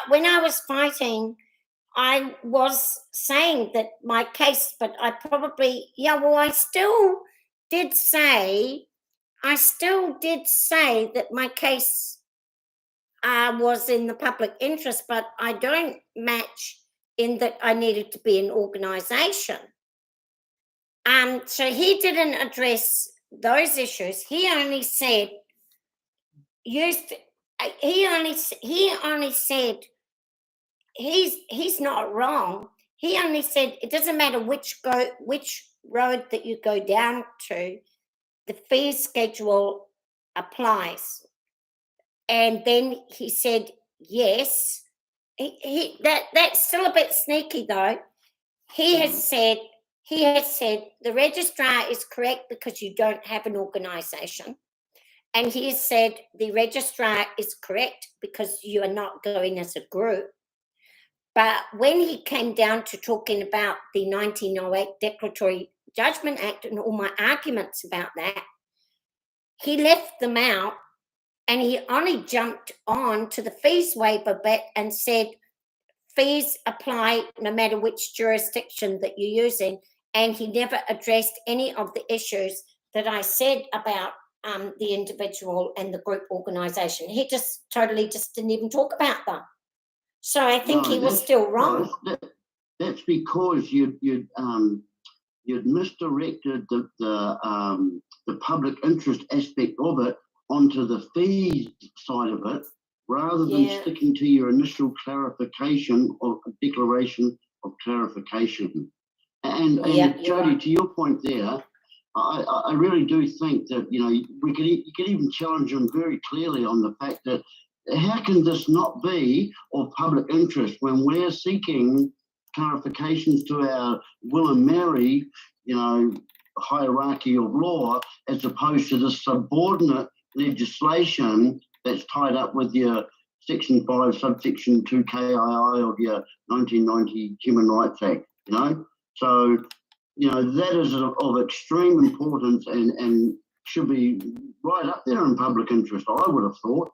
But I did talk about my case because look here, I actually did what I said, so I'll just reread a little bit of this for you. I said that I disagreed on these grounds. I said both 54A and 54B require for those regulations a proceeding that has a significant public interest to a substantial section of the public and is a proceeding commenced by an organisation that is expressly required to promote matters of public interest. And then I said, but this is not the case with the Declaratory Judgment Act. Then I said that the individual in the Declaratory Judgment Act can when they're claiming the right. And then I said that significant public interest need not apply, but requires only one person. I'm not even talking about the fees, but then I said requires only the one person to be interested in the validity and construction of a statute or any regulation thereof. And then I wish to point out the error in paragraph 8 of the deadline of fee waiver by Ms. McGrath that a statement of claim was pleaded. But I said, in fact, I was not permitted to present the pleading of my statement of claim, as the hearing of Cook J was only a case management, and the respondents had refused to attend the High Court because they had refused. It was only case management, and it was never pleaded. So, and at that time, I didn't apply for a fee waiver. I paid it. I see paid. what's happened, mate. I see what's happened. He's used the sidestepping of the attention as opposed to the first presentment that you addressed the court with, as opposed to the. I wasn't talking about the fee waiver. No, but he is. You see, and that's why he's saying that those, you know, it's not in the public interest, because he's not talking about the fees waiver. Sorry, he is talking about the fees waiver.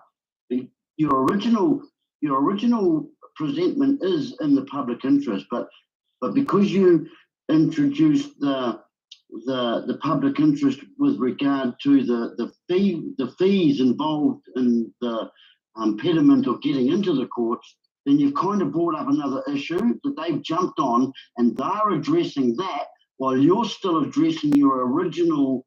You know, you're trying to apply this to your original presentment, which is a clarification, a declaration on the clarification. So I can see quite clearly what's happened there.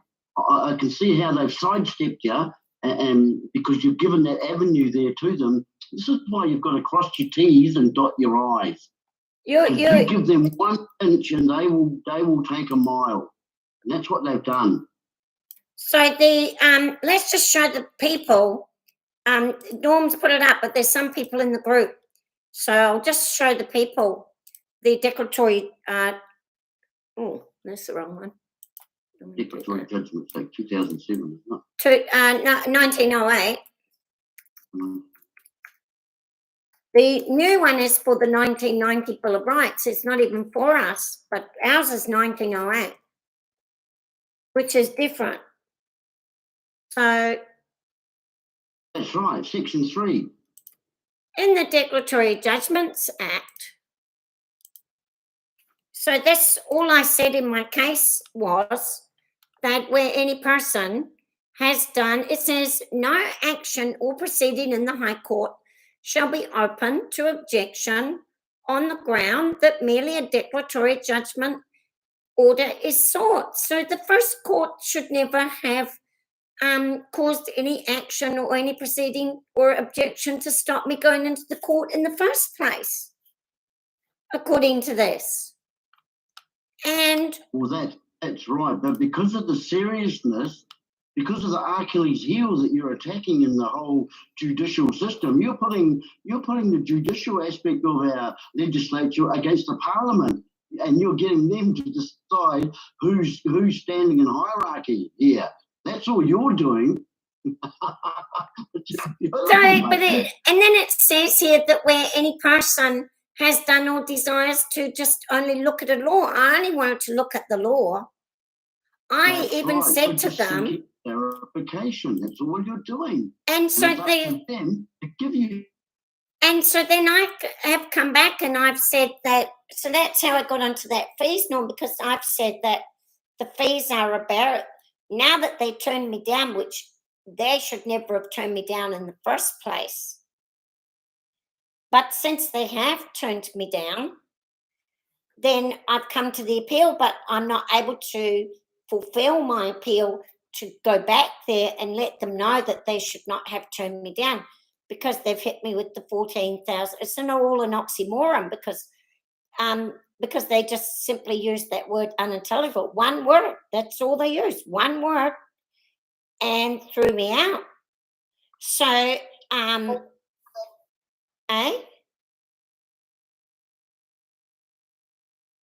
if anyone wants to talk, you can.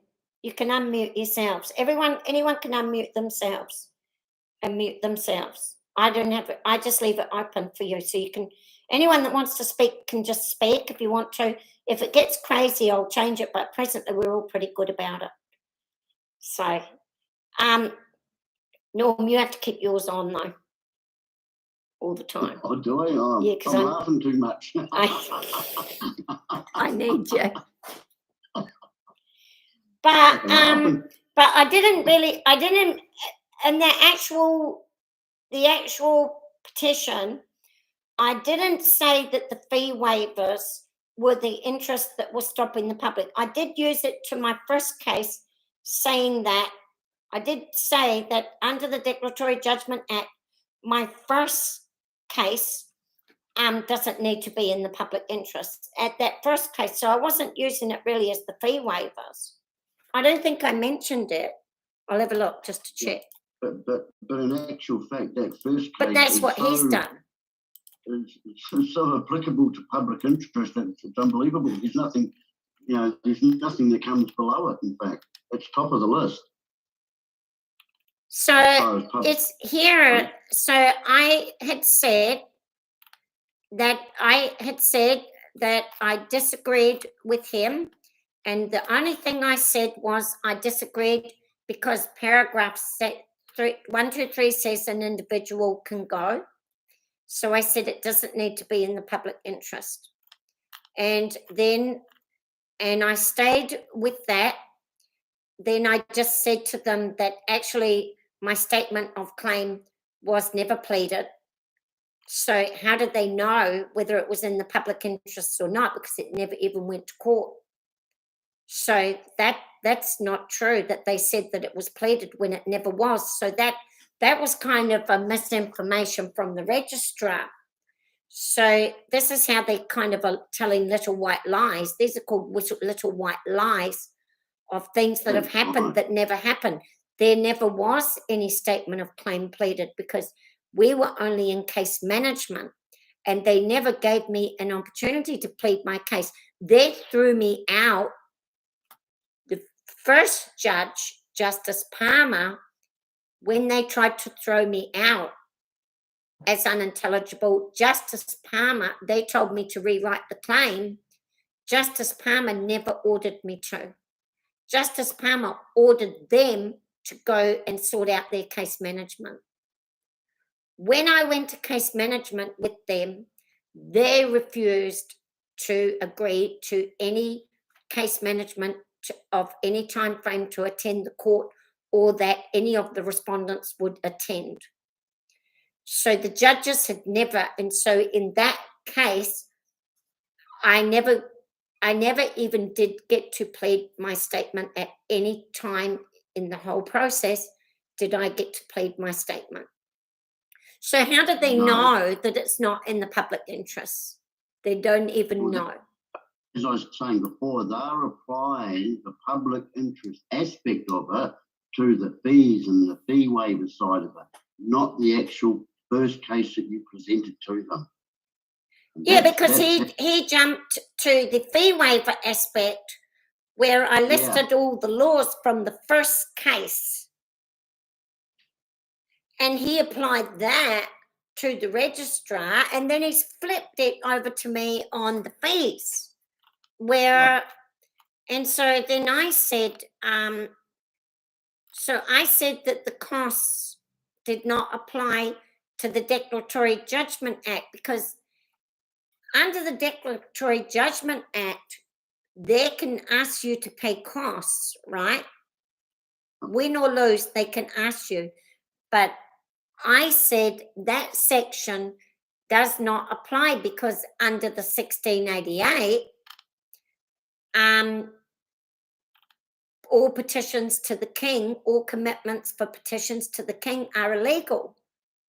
Because if you look on the Declaratory Judgment Act, that's what you have to see on there, because on the Declaratory Judgment Act,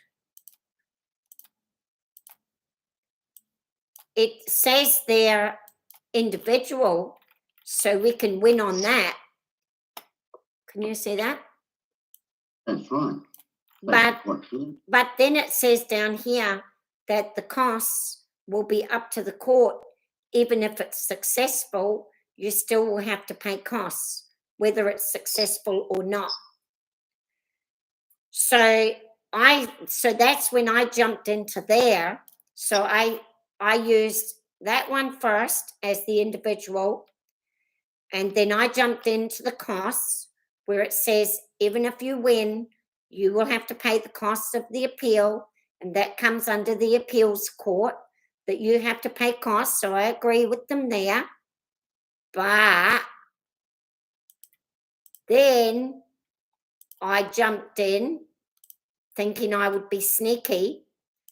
Then I jumped in with the Majesty and I said, however, that doesn't apply when you're using laws that pertain to the 1688 because it says all commitments are illegal, which in my understanding, if you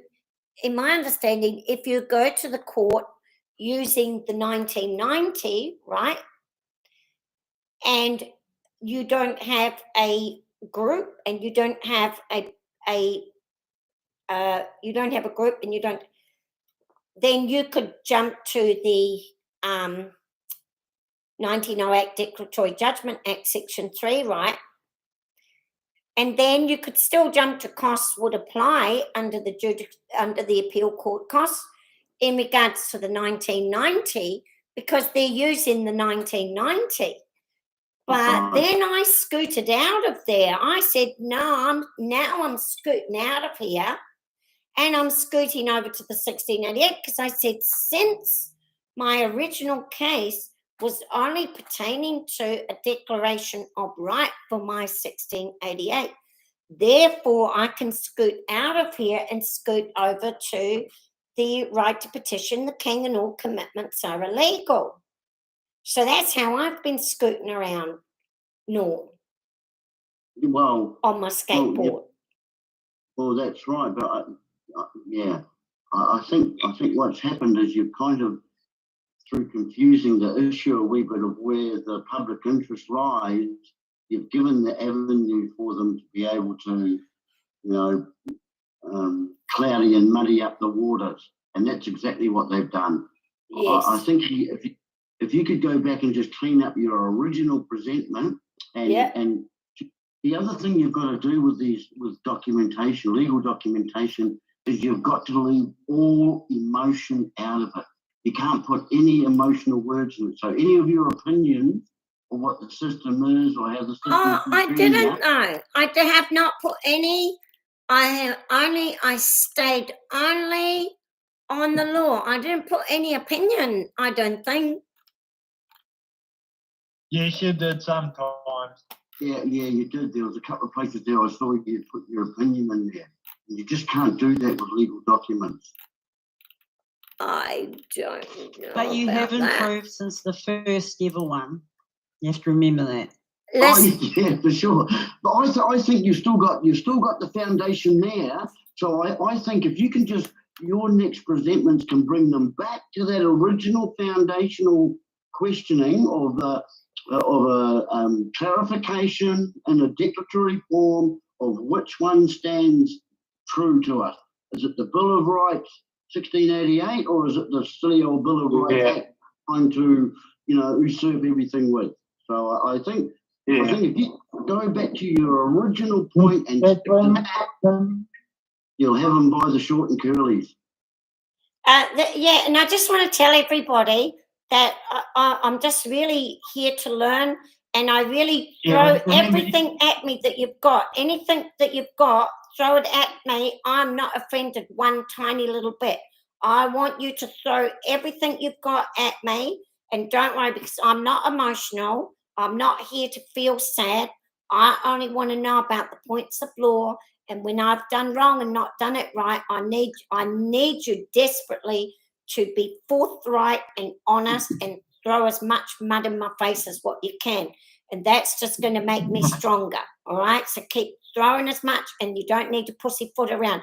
You can say, Kate, you silly twat, you shouldn't have done that, and I will be welcoming it. You're quite welcome, and I'm not at all offended. I'm just, every single time that you criticise me, that makes me stronger, and I'm grateful. All right, so don't you be worried about that at all. Be hard, be fierce, Norm, be fierce. Now, we're a tough bunch in here. Hey, look, I've been listening to you. I've used the old common law group for fucking years now, and I'm still here listening to you. So, we don't go away, mate. We're like rust. No, we're robust. That's what we are. Now, so I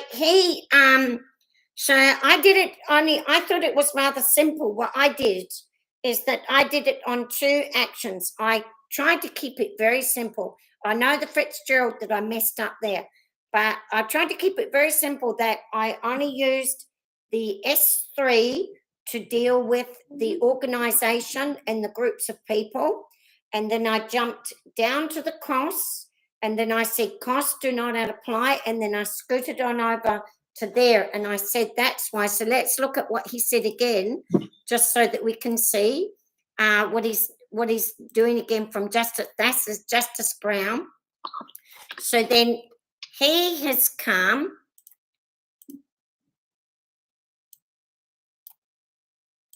Just put that over there. Right. So he has come back, and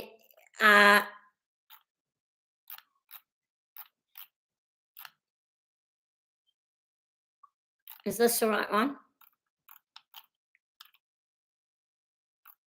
All right. So he has come back, and he has addressed the 1908. He says,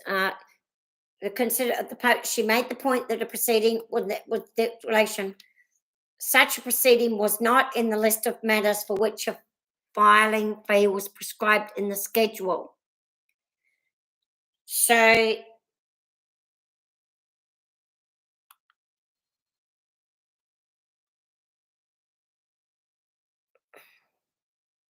he said, Sorry, Doc.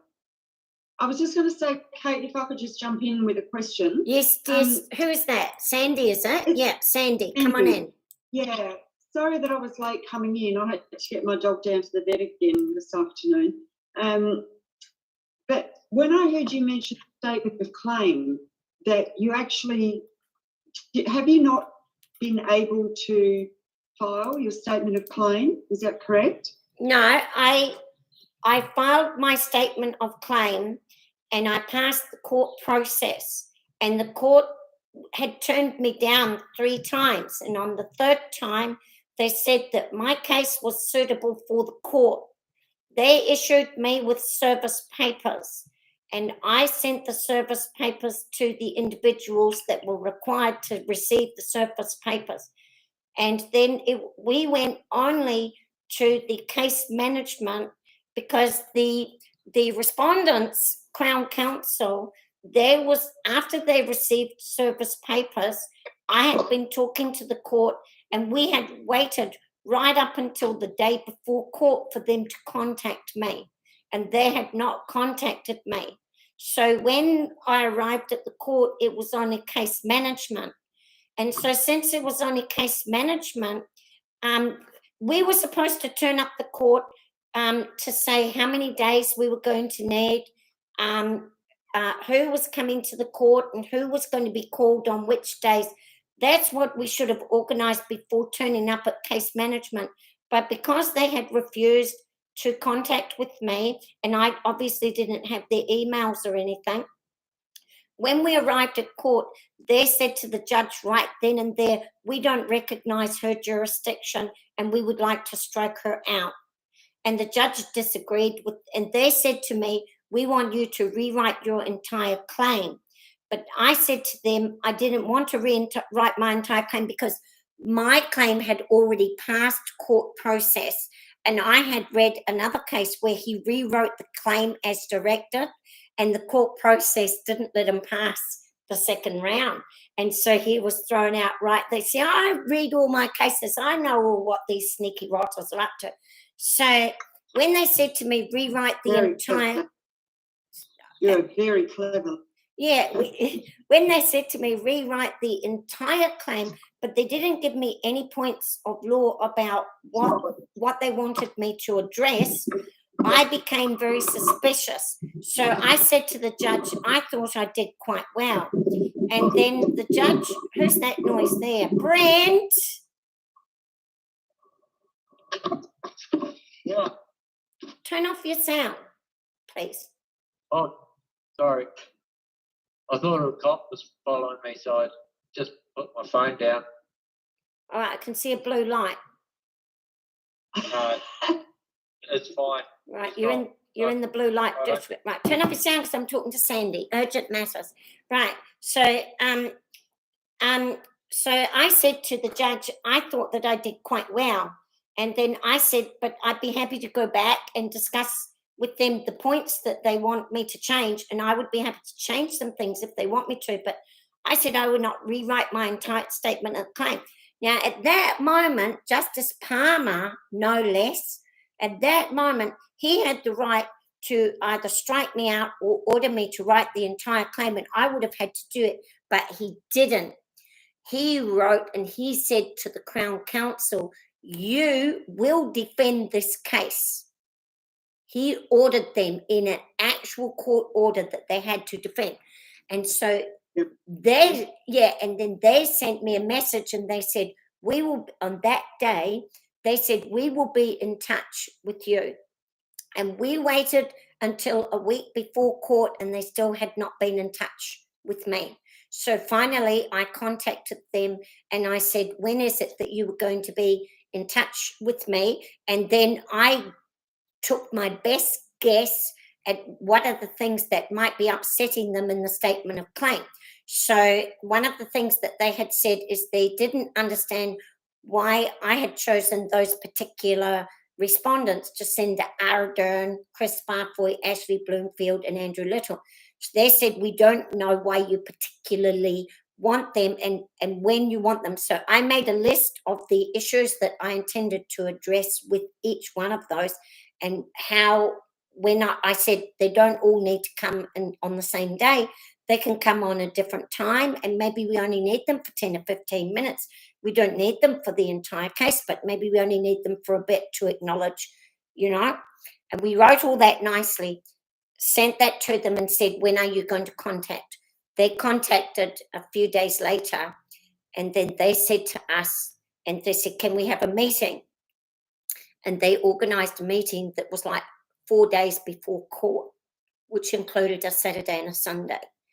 And so we went to that meeting, and the Crown Counsel was not even at the meeting.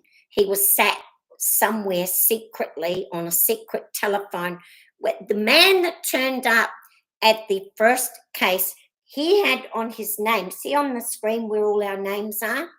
He had his name there that said Peter Gunn.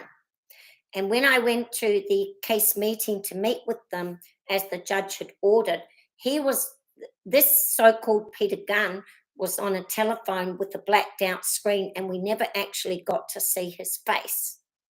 All right. Now, the first man in the first court was a young man with ginger hair and a ginger beard. All right. So we went to the meeting with them, and we were only allowed to have half an hour for a meeting.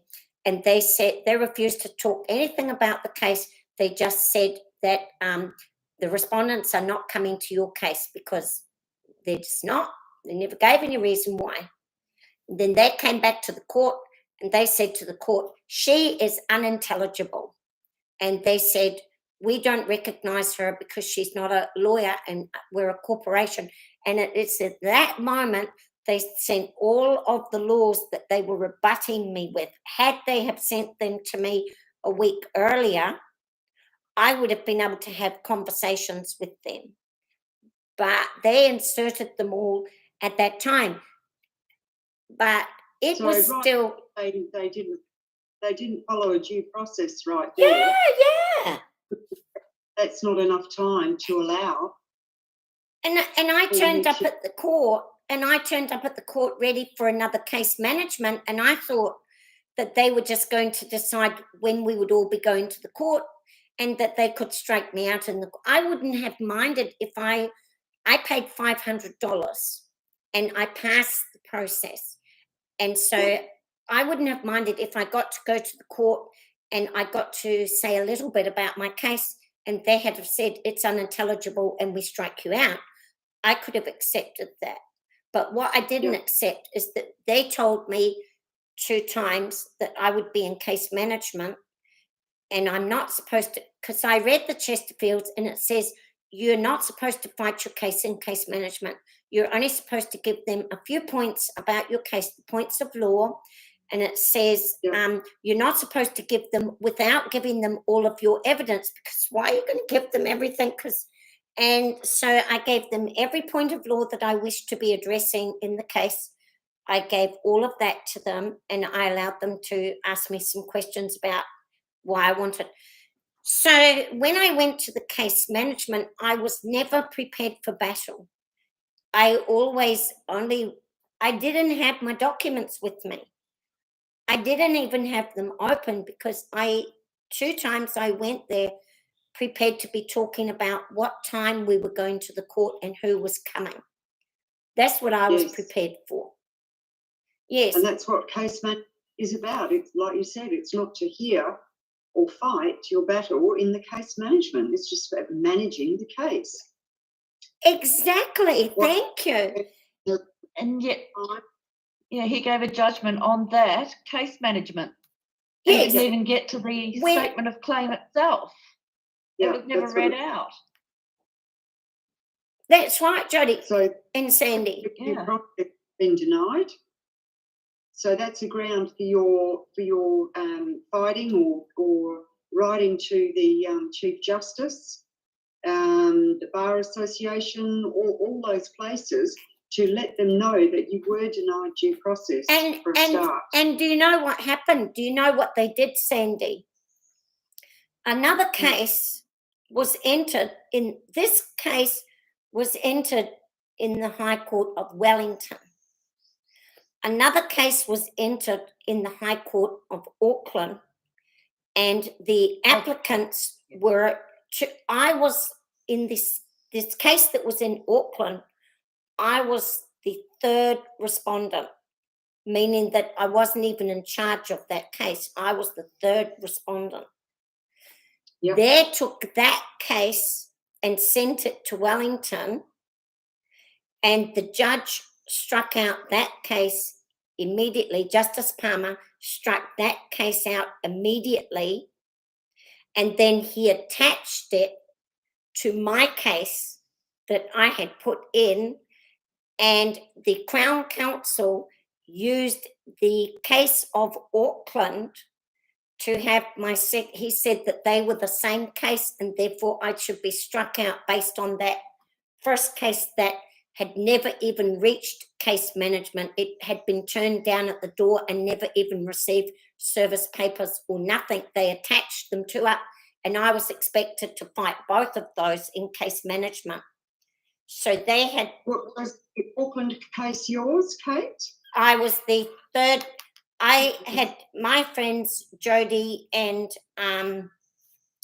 my friend Jodie and Diane. I had said to them, my case in Wellington. Let come back, Sandy. Yeah, Yes, there. Right. I'm here. My case in my case that I had put in the Wellington court, it had been turned down twice, right? And then on the 3rd application, the registrar, who was a woman called Sistrowski or something, she said to me, just put your signature on these 2 pages. You hadn't put your signature, and then I will send you the service papers, right? And then she went and sent the service papers to the wrong address, and she never contacted me. And I had written to her several emails saying to her, I've already signed them. When were you going to do service papers? She didn't answer me, and I wrote to the ombudsman and complained. And then suddenly, 3 days before it was supposed to be case management, a new registrar contacts me and says, oh, you've got court, and have you organised everything with the Crown Counsel? And I said, there's no service papers. How am I going to go to court when they haven't been served? He said, yes, they've been served. And I said, no. And so he said, okay, we'll postpone it. So we postponed it for 2 weeks, and he resent service papers to me. And at that time we were able to, well, in the meantime, since I had not heard from that lady, Jodie and Diane had contacted me. And so I said, well, this case, I don't think it's going to be accepted. It's been turned down twice. So I said, I want Brent. Sleeping on the Right. job. No, I've got your picture here, and I need to see your picture. And then I said to them about their case. I said to them, I won't do your case for you, but I will just help you because I've got the other case. But I went in only as a third respondent, and I did everything it was all done in their name and was nothing to do with me. But I just was going to be a third respondent because I'd been going through the first process, so I thought that I could be of assistance. But when they gave that case to the Wellington High Court, they gave it as me being the first respondent and did. Yep. Brent, What? you have to turn off your sound. Microphone. Oh.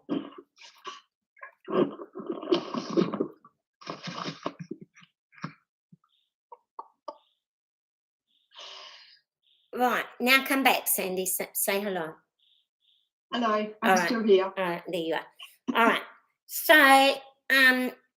So they had attached. So this was all the hell that we've been through. Hell.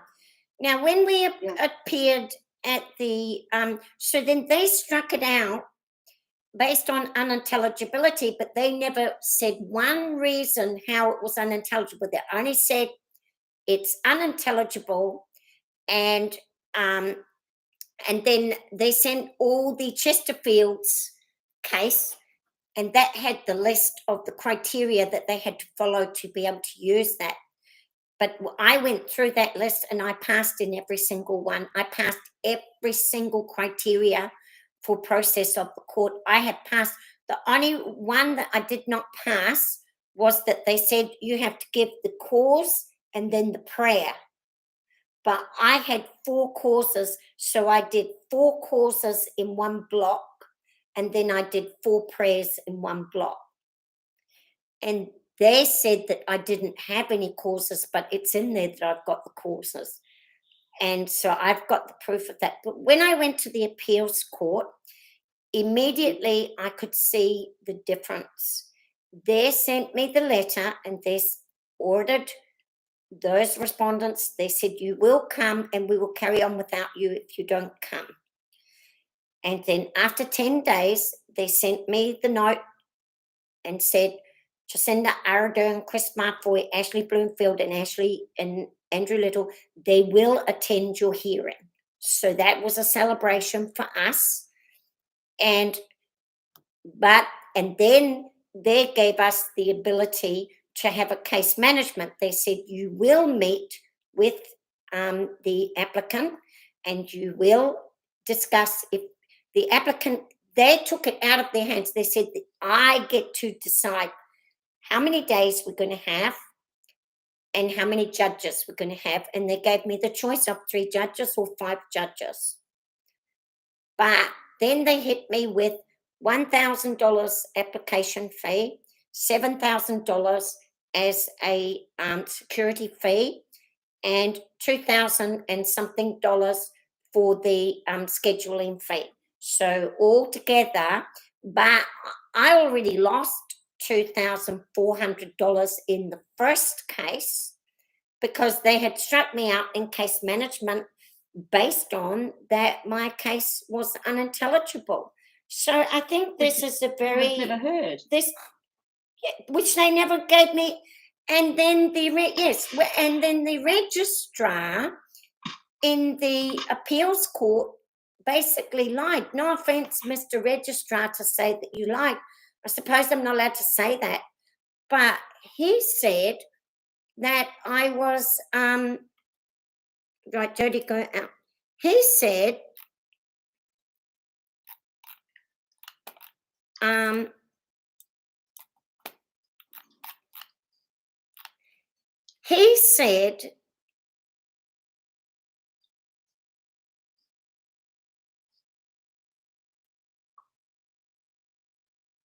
he said that my appeal would turn based on the way that the statement of claim was pleaded. But there never was any pleading of the statement of claim. So how am I going to make a pleading to it? You missed a bit too. Back in the when we were in that thing, you were expected to they were expected to defend, and it wasn't a case to be defended because all you were going for was a declaration. That's exactly correct. I had given my 4 causes, but I said at the bottom of that, I didn't expect the judge to make any decisions based on the 4 causes. I only asked the judge if I could have a declaration to tell me where my feet were, to tell me that the 1688 Bill of Rights is our statute law. Is it above the 1990 Bill of Rights? And in regards to S28 of the 1990 Bill of Rights, I said to them, if there was a declaration of right under the Human Rights Act in the 1990 Bill of Rights, and I said if there was also a cause for declaration of right under the 1688, which one would prevail? And so that was the point of law. If you'd have stuck with that instead of what I see what you've done so clearly, mate. What you've done is you played all your cards at once, and as a poker hand on a gambling table where there's bluffing and all sorts of skullduggery going on. You played your hand too quickly, I think. And if you'd have just stuck with that one particular point right from the start without having to drag in Adern and all these other people to face anything or to answer to anything, you'd have just stuck with your one declaratory clarification presentment. I think you would have bowled through quickly. But I think you've gone and confused it by laying a few other cards on the table, and they've gone and picked up on those cards as not being a full hand, and they've run. No, because because truth be known, I only wanted Jacinda Ardern to come to the court because the people had been banging on the Governor General's door and the people had been protesting and being beaten up at the steps of Parliament, and the people have said, all we want is Jacinda Ardern to acknowledge that we exist as a people of New Zealand. And I wanted to show the people of New Zealand that you don't need to bang on the doors of the Governor General's office, that you don't need to go and put your lives at risk, that you actually can make an application to the court using the 1688 and you can call the Prime Minister in. And that was what I wanted to prove. I was not set out to prove anything other than we as a people under the 1688 are permitted to call our parliamentarians to the court to ask them about a question of law in regards to our right. That was all. And so it was very, very important to my heart, to the people, that I called her in. And some people have said to me exactly that. And I totally agree. If I had not have called in such high-level people, it's possible that my case would have breezed through.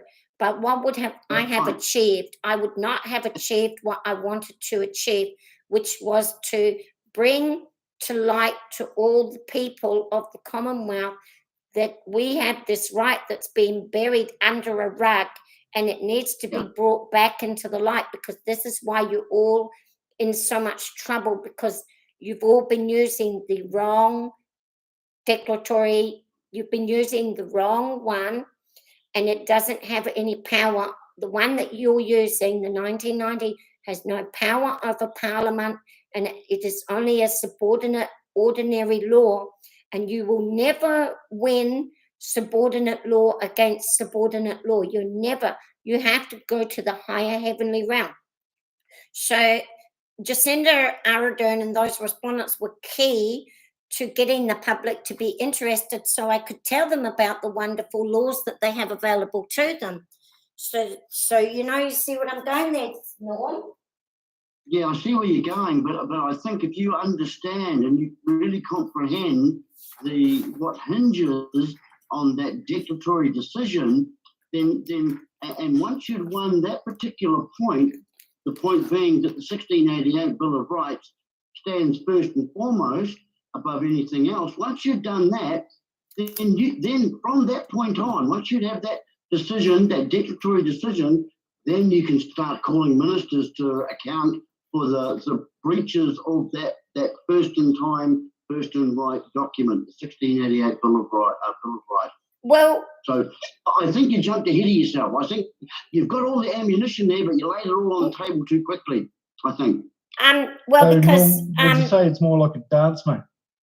Oh yeah, for sure. So man. instead of jumping in the circle quickly and doing a few backspins, you reckon just back off and then just go in there slowly and do a big long waltz for the whole song? But they didn't follow the rules. No, that's you because see, you there would never have been a problem if they had followed the rules. That they should have followed the rules, and they didn't. And and they have lied. And they're criminals. And they have lied. You gave them an avenue to get out and to be strictly little eels like they are. If you hadn't given them any more ammunition on the table and just stuck with that declaratory decision, I think you would have had them by the short and curly. But you don't understand about interlocutory. That means that because why was the whole reason that I ever went to the court was nothing to do with the 1688 Bill of Rights. My whole reason for going to the court was Section KII of the Human Rights Act, Section 5, subsection 2, KII, that says New Zealand people will be bound to any international instrument on human rights forever. If you win on the declaratory, you can interlock it, and you've already won the case of the original. You've already won it through the interlock. And so you have to have a cause of action. You can't just go in there and say, hey, give me a declaration. You have to have a reason why you feel that you need to have that declaration. And but I will say to you that I gave them 4 reasons, but each one of those reasons was going to be a court case in its own right. But I would have had my armour, and but I did put on there for the judge not to make any decision on those, but they were all stacked up, ready for an interlock to hit, because from what I had read, that it was only a declaration to say that, yes, we have that right. And because I knew if I went to the court with Section KII on its own, without doing this part first, all this stuff that we're going through now, they would have hit me with it. They would have hit me with all of it. So I've got to fight all this now. And if I can clear all this up now, I can go back to those cases and they'll be smooth sailing. It'll be smooth, but we just got to go through this hard bit first. Yes, dear. Okay, do you know why they don't mind breaking the rules? Why? Because they're operating under bylaws of their PMA. They don't even have to run by the rules that you're going by, mate. Well, the bar's got its own PMA, Private Member Association, and they run by those bylaws. It's the same with every organisation, like even the Labour Party. Well, we don't want to hear about why we can't do. We want to hear about what we can do. No, but it's good to know. It's good to know that. Because I know all of those things. Yeah. Wherever they are. It just seems really unfair that they've got those laws, those bylaws that they can go and escape under, and so maybe it's advantageous to create your own PMA. I don't think so.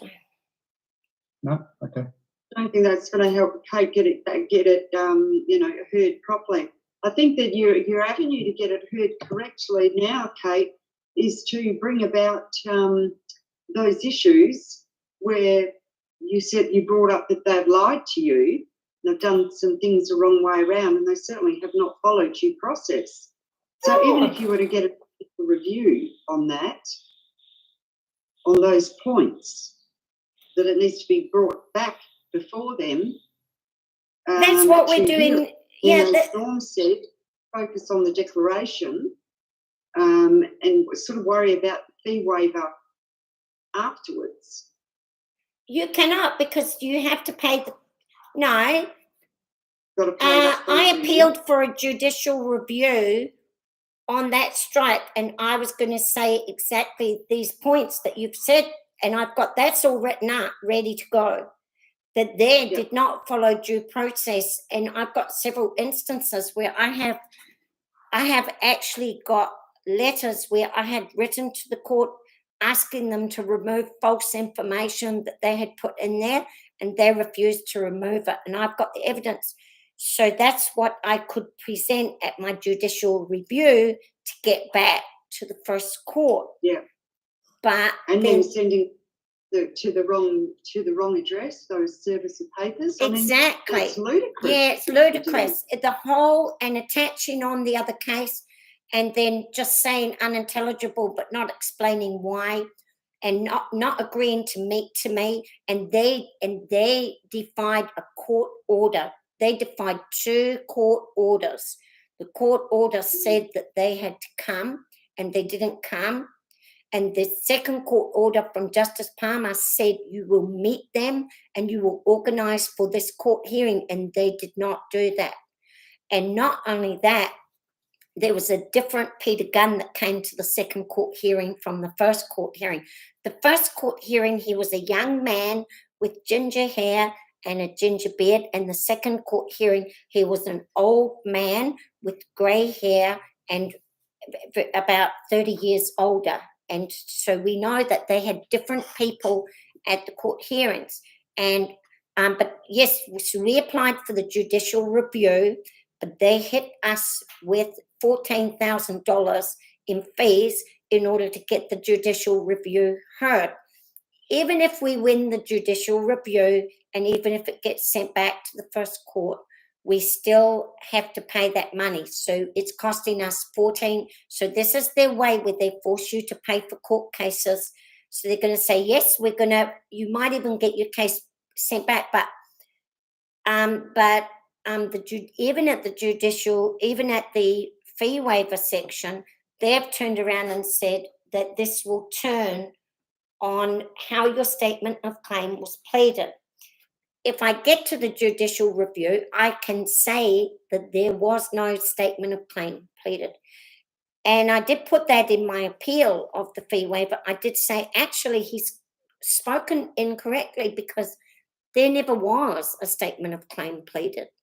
That is my complaint, that they took my $500. They gave me service papers. They could have turned down my $500. Oh, and they gave me service papers. The first judge ordered them to organise a case management. And then when we got to the second judge, he threw me out, and then they charged me $2,700 on top of it. I'm $3,200 out, which I would never have minded paying if I had have got opportunity to plead my case. So I'm saying that they should have struck me out. They should have not accepted my $500 and said that it was abusive process before it went to first case management. And then they had a second opportunity to turn me down with the first judge. He could have said to me right then and there, we're striking you out, you have to rewrite your claim. And he could have put me out, and I would not have been out $2,700. I would have only been out the $500. But he didn't. He said to me, you're doing great, Kate. Come on back here. This is going to the court. We all thought it's going to the court. And then they refused to acknowledge us, and they come back, and a new judge had come in, Justice Cook, no less. I'm thinking, why? Justice Palmer is the son of Geoffrey Palmer, who wrote the 1990 Bill of Rights. And Justice Cook is the son of the man that was involved in the Muldoon case, which used the 1688 the last time that it was used. And the both of them were, what were they doing down in the lower court with little old Kate Floss? And then they struck me out. He struck you out on that same instance of muddying that whole case with the Auckland case With the being Auckland thrown down case. to Wellington. They didn't even get to, again, the case of what they're actually there for, Kate's original statement of claim. It was all done on this muddying of these cases, which should never have been muddied in the first place. They were completely two separate cases, one in Auckland, one in Wellington, and they've put them together so they can cause this kerfuffle. And the case from Auckland was thrown out, but it was thrown out by Justice Palmer. They sent it to Wellington. I don't know how. They sent it to Wellington.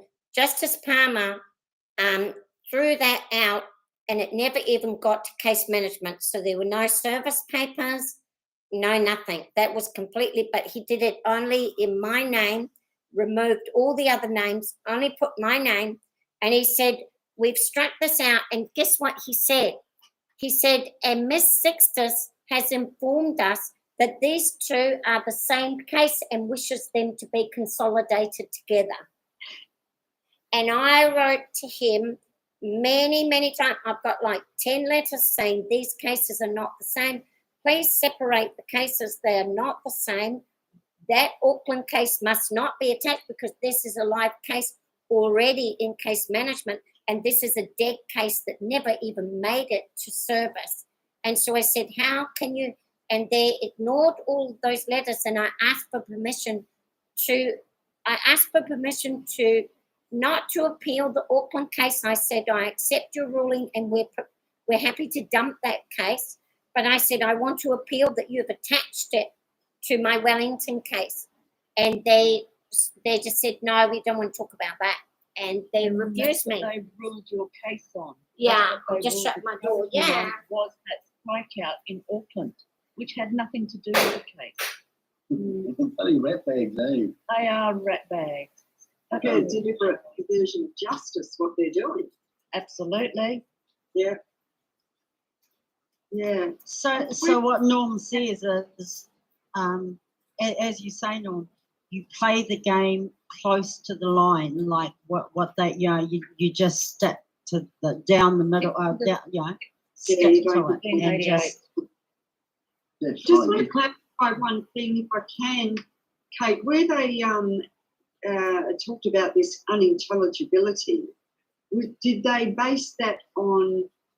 They based it on Chesterfield's.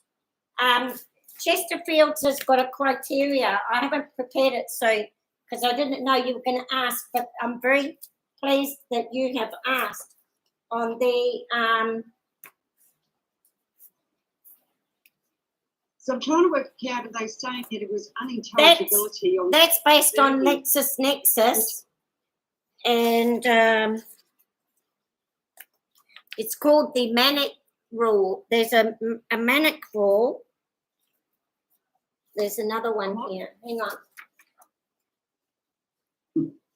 Manic. There's a law called the Mannix Rule. Under the Mannix Rule. Oh, MANIC. Manic. MANNIX. So this is the case of the commissioner. This is why all the common law, I don't know if this video is too long for you common law people, but if you're willing to keep going, I'm willing to keep going. I think we should have another session on this, because this is called the Commissioner of Inland Revenue and others. It's called the Chesterfield's Preschools Limited and others. And preschool. Yeah, this was to do with a man that All right, it's a very long story. He was involved with the business, and the business got closed due to the tax department, and this whole law here was done through the tax department did it. And he went to the court, and they tried to strike him out on a thing called the Mannix rule. The Mannix rule says that they are a corporation, and since they are a corporation, then they're not a person. And they said that the corporation by law must be represented by a proper solicitor. And then they said that since you're taking the corporation to the court, that Jacinda Ardern and all of them, you cannot take them unless you are a solicitor, because you are taking the corporation to the court, right? But I said that only applies to S27 of the 1990. Now, S27 of the 1990 says that if you win your case, then you're entitled to compensation. And so since the country is a corporation and the corporation belongs to us and they all work for us, their duty is to protect our corporation and not have to pay money where they shouldn't have to pay it. So whenever somebody goes under S28 of the 1990 to take their case of right, if they win their case, it automatically is permitted under S27 section 3, ABC, I think it's C, they are entitled to attach an interlocutory and immediately ask for compensation. So because they're able to do that, they need a solicitor for the litigation to get the money out of the corporation. But S28 of the 1990 says all other rights are unaffected by this. And that is because under the 1688 Declaration of Right, you're not entitled to any money. You are only entitled to a declaration to say that your right exists. And so since you're only, so then I'm saying that you don't come under the Mannix law, because you're no longer fighting in regards to monies and pecuniary damages. You're only fighting for a declaration of right. And so under the 1688, it says that a person can apply and they do need to be a qualified solicitor. So this was part of what, if I get my judicial review, that I would bring this point to them. So the second point that that when he went to the court, he tried to get a declaration in his claim. His statement of claim was so bad, the judge rewrote it for him, and the Crown solicitor helped to rewrite it for him to help push his case through as a case study. So they actually did it for him. And then they wrote the list in here. They wrote the list of the criteria that they have to follow in order to strike you out. And maybe I won't tell you about that today because I can't find it all. See if I can.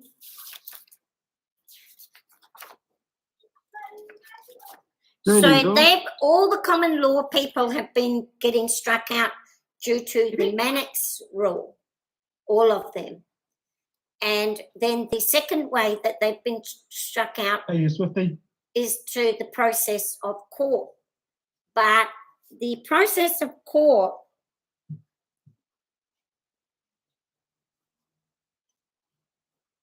should the claims, Mr. Hampton.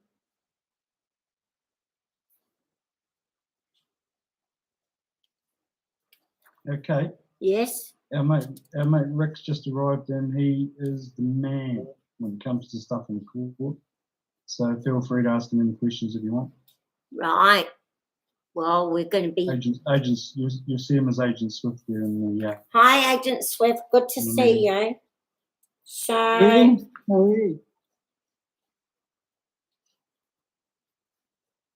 so he's he listed had as an he had put he's in a pleading, the second statement of claim, and they said that it was close to incomprehensible, and that it was very lengthy and very complex because it was talking about a big corporate loss and taxes and all of that, and he was not qualified to fight about all of those things, whereas I'm only fighting about our right, and that's all. And so then he was allowed to put in an amended statement of claim, and then he was allowed to put in a second amended statement of claim. And the judge helped him to write it, and so did the Crown Counsel, because he wasn't even able to write it. That's how much So they that's helped a lot him. of bias matched right there, hasn't it? The judge shouldn't be able to write up someone's statement of claim. They gave him clues, and they gave him assistance to fix all of the things that needed to fix, and they're supposed to do that. And in Sue Gray's case, she went to the court, and the judge said to her, yours didn't pass the process of court, and he said, these are the things you need to do in order to get it to pass the process of court, and when you have done these things, you may come back to see me. But my one didn't. My one just said, you're unintelligible, rewrite the whole claim and get out. So I had paid $500, which Sue Gray had not paid, by the way. And hang on, it's got the rules here, so I have to find them for you. Hang on.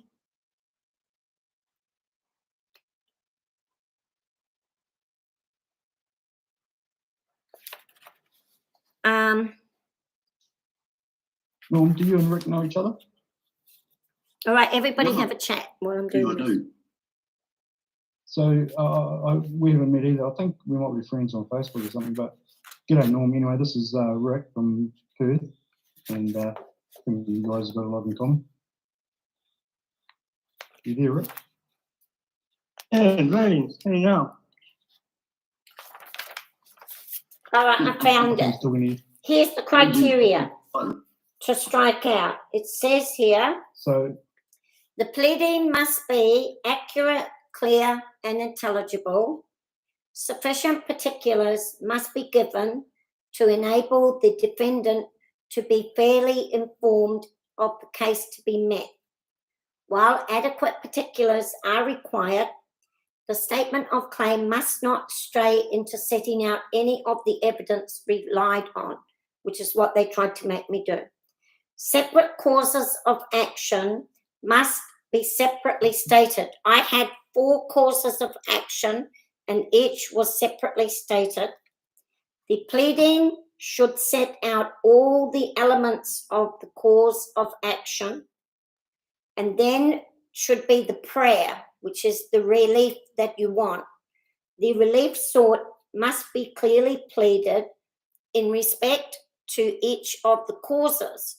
So in my plan of action, I was going to speak to, it was just easier for me to write 4 causes and 4 prayers. But when I went to the court, I would have had an hour for cause 1 with the prayer, and an hour for cause 2 with the prayer, an hour for cause 3 with the prayer, and then it would have all come together in my case that I had planned. But it was not able to put forward in case management because it was only case management.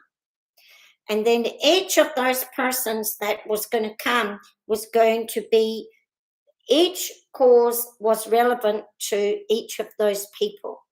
Because, for example, Human Rights Act section KII says refer to the Prime Minister, work with the Prime Minister to make New Zealand bound to any international instrument. So that's why I called in the Prime Minister. And then the declarations of inconsistency is in conflict with the 1688, and I wanted to know which one would prevail. And I showed them a case where, actually I showed them 2 cases where both of those had come up in the law, and I wanted, well, Chris Farfoy had done that, so I called him in. So I thought that was right. And then he says, the essential part of the pleadings is to state precisely the facts on which the plaintiff relies and clearly define the issues which the defendant has to meet. If that is not done, and I had put all those laws, it is difficult for the defendant to prepare. And this is where I'm saying that they had failed, because when I went to court, it was supposed to be case management. And when they said it was unintelligible in the first case management, they had not told me why. So I had not prepared for that. Furthermore, if the case goes to trial without precise pleadings, much time can be wasted. And that is exactly what happened. I turned up at case management and I had not prepared my case because they put it all, they gave me this on the last day before court. Yeah, see, that's totally wrong doing that. In all the legal stuff that I've read, court stuff that I've been involved with, and that is wrong. They cannot give it to you the day before. Oh, no, they gave it, well, not day before, that is a lie. They gave it to me on Thursday. They gave me this here on Thursday at 5 o'clock. And they added an interlocutory as well.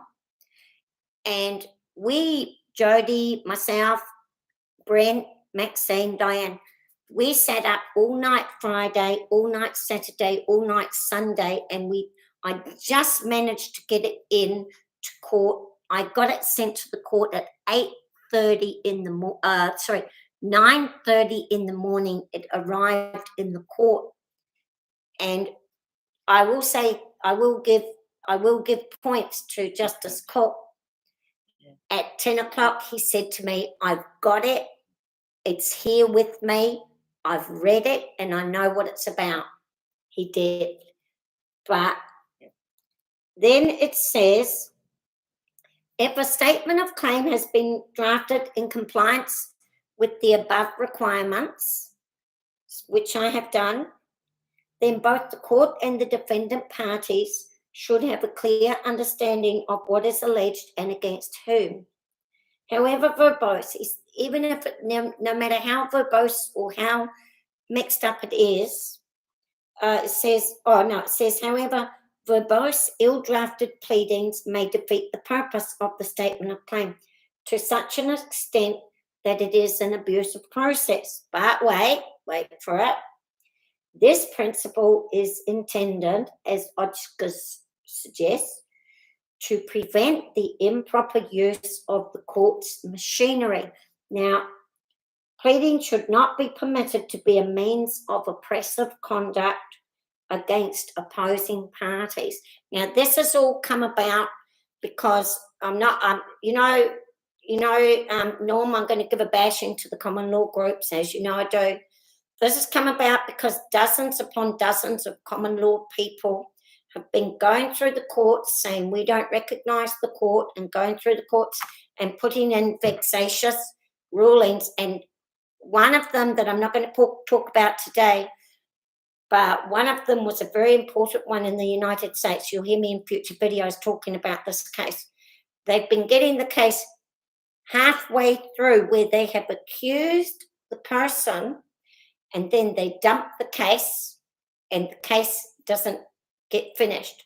And that person that's been accused is not able to go to the police and prosecute themselves to get that case finished. But because it has been filed in the court and they've dumped it halfway through, that poor person is left with that accusation for the rest of their lives. And they've been doing this, the common law people, some of them, but not all, some are genuine, but they've been coming out of America. They've been doing this to deliberately besmirch the names of people, and they've been using sexual abuse and murdering of people as a means to do it. For example, Her Majesty Queen Elizabeth, they go to the court, they file the case against her, right? And then when it gets accepted by the court, they then dump the case. When they dump the case, that person can never ever prove themselves innocent of that.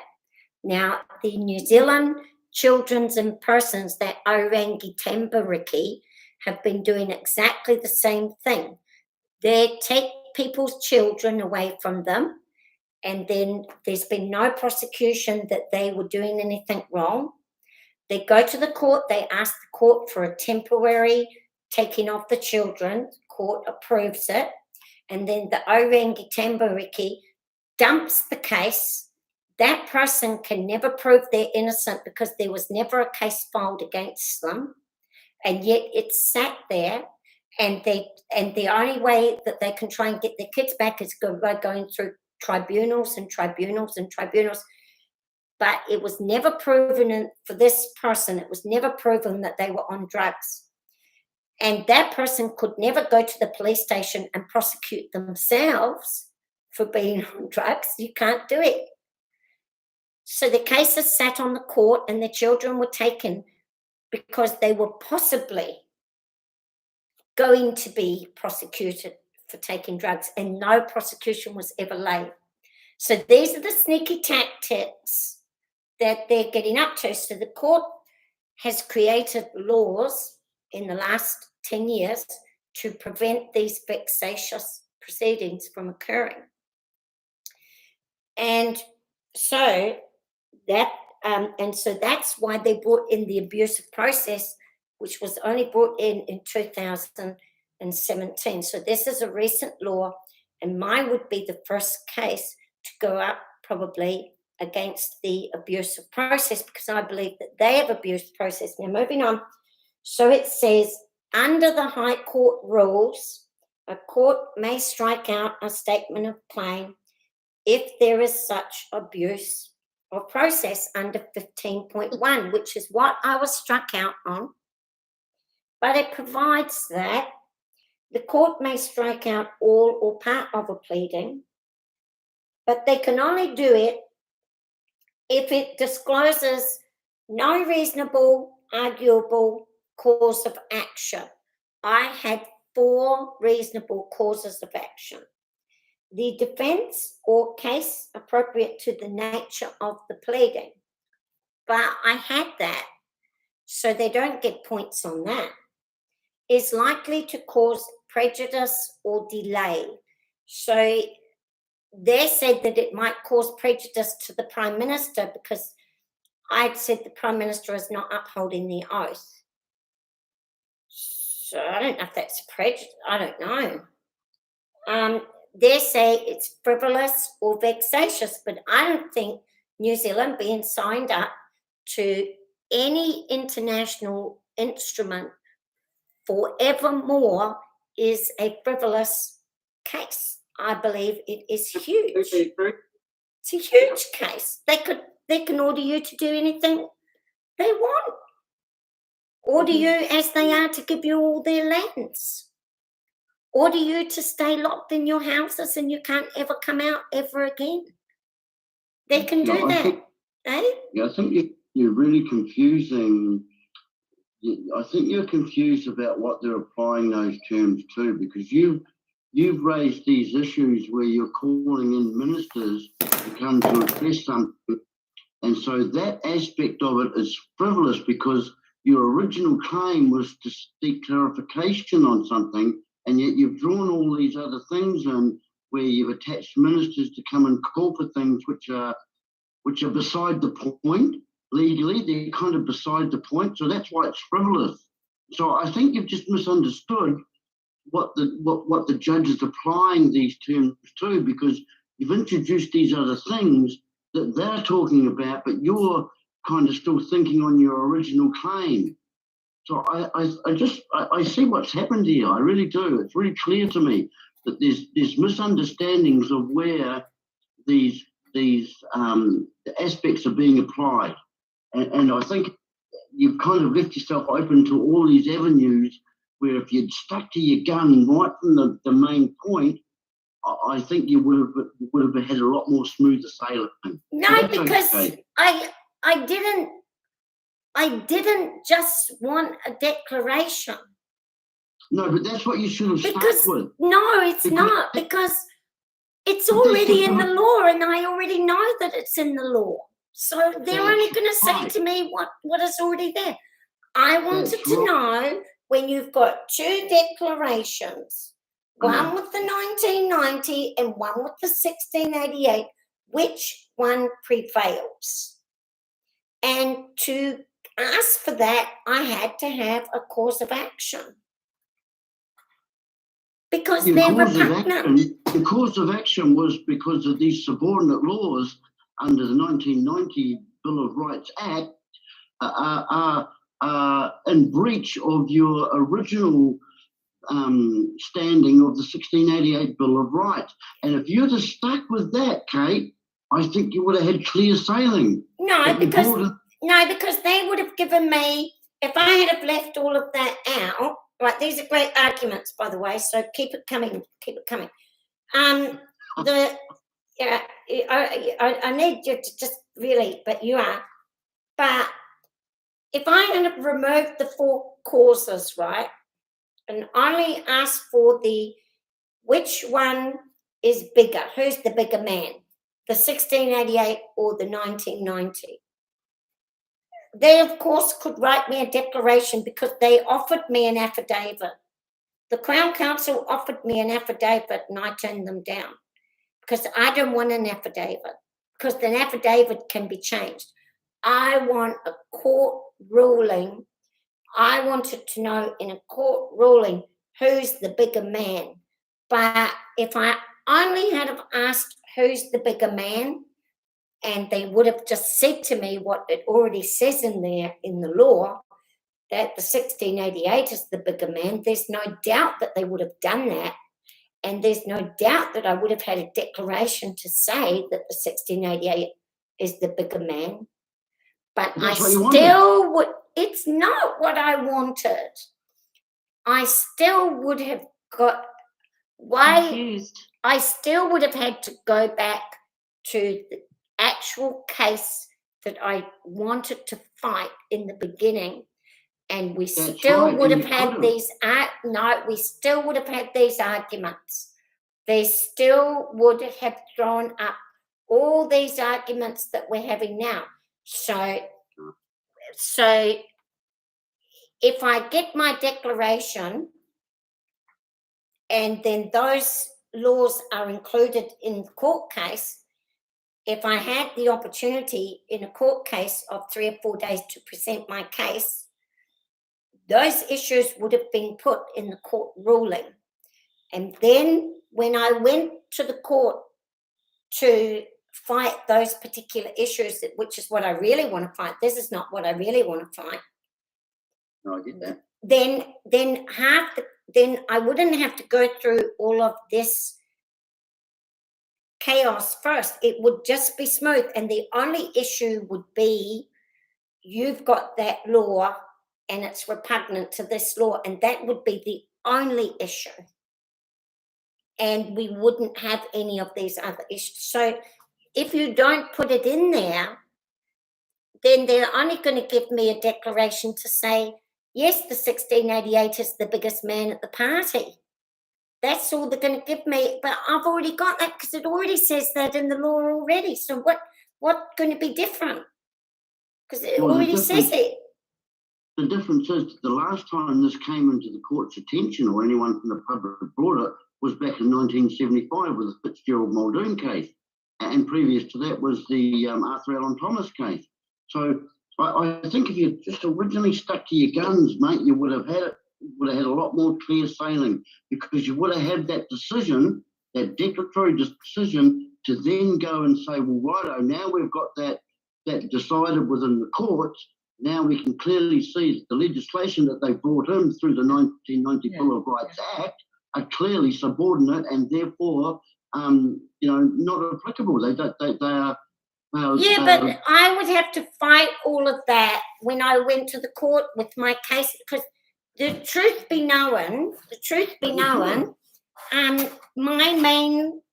what I really want to fight is Section KII.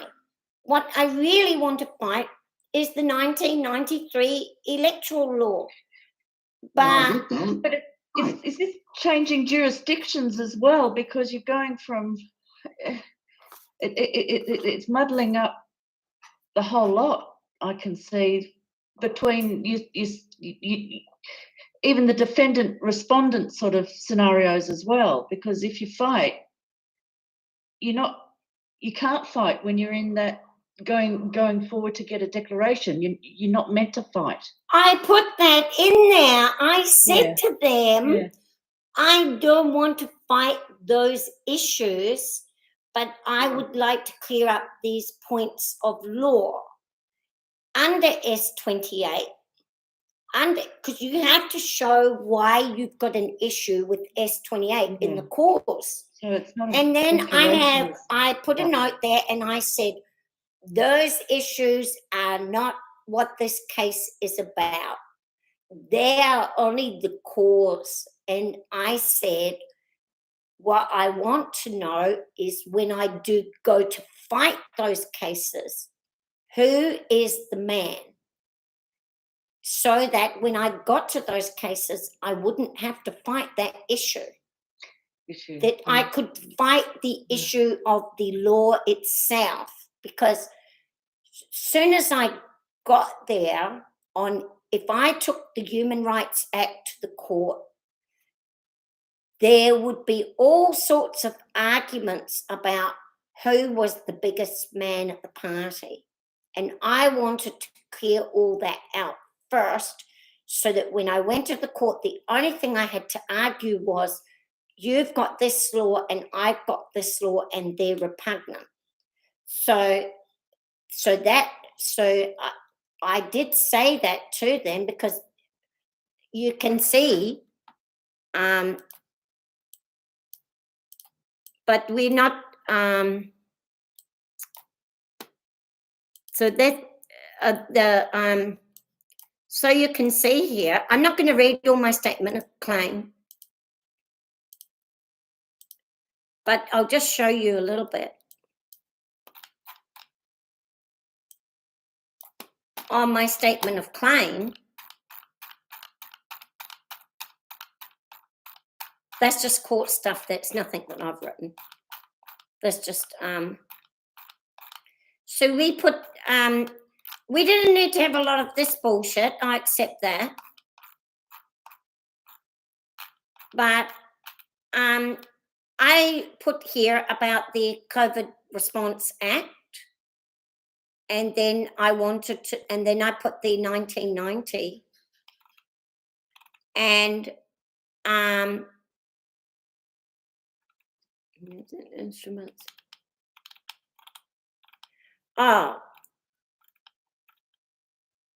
We said that the COVID Health Response Act was repugnant to the supremacy law.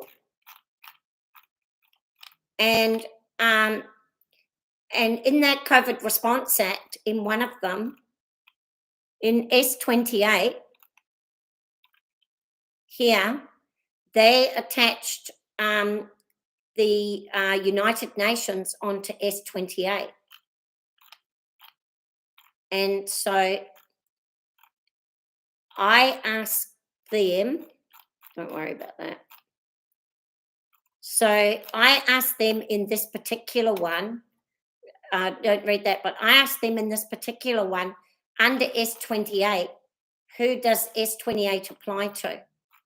And then in the 1993 Electoral Act, this was the Declaration of Inconsistency, and then this is the 1993 Electoral Act. So we had the Health Act was repugnant, the Human Rights Act is repugnant, the Declaration of Consistency is repugnant, and so all of those laws are repugnant.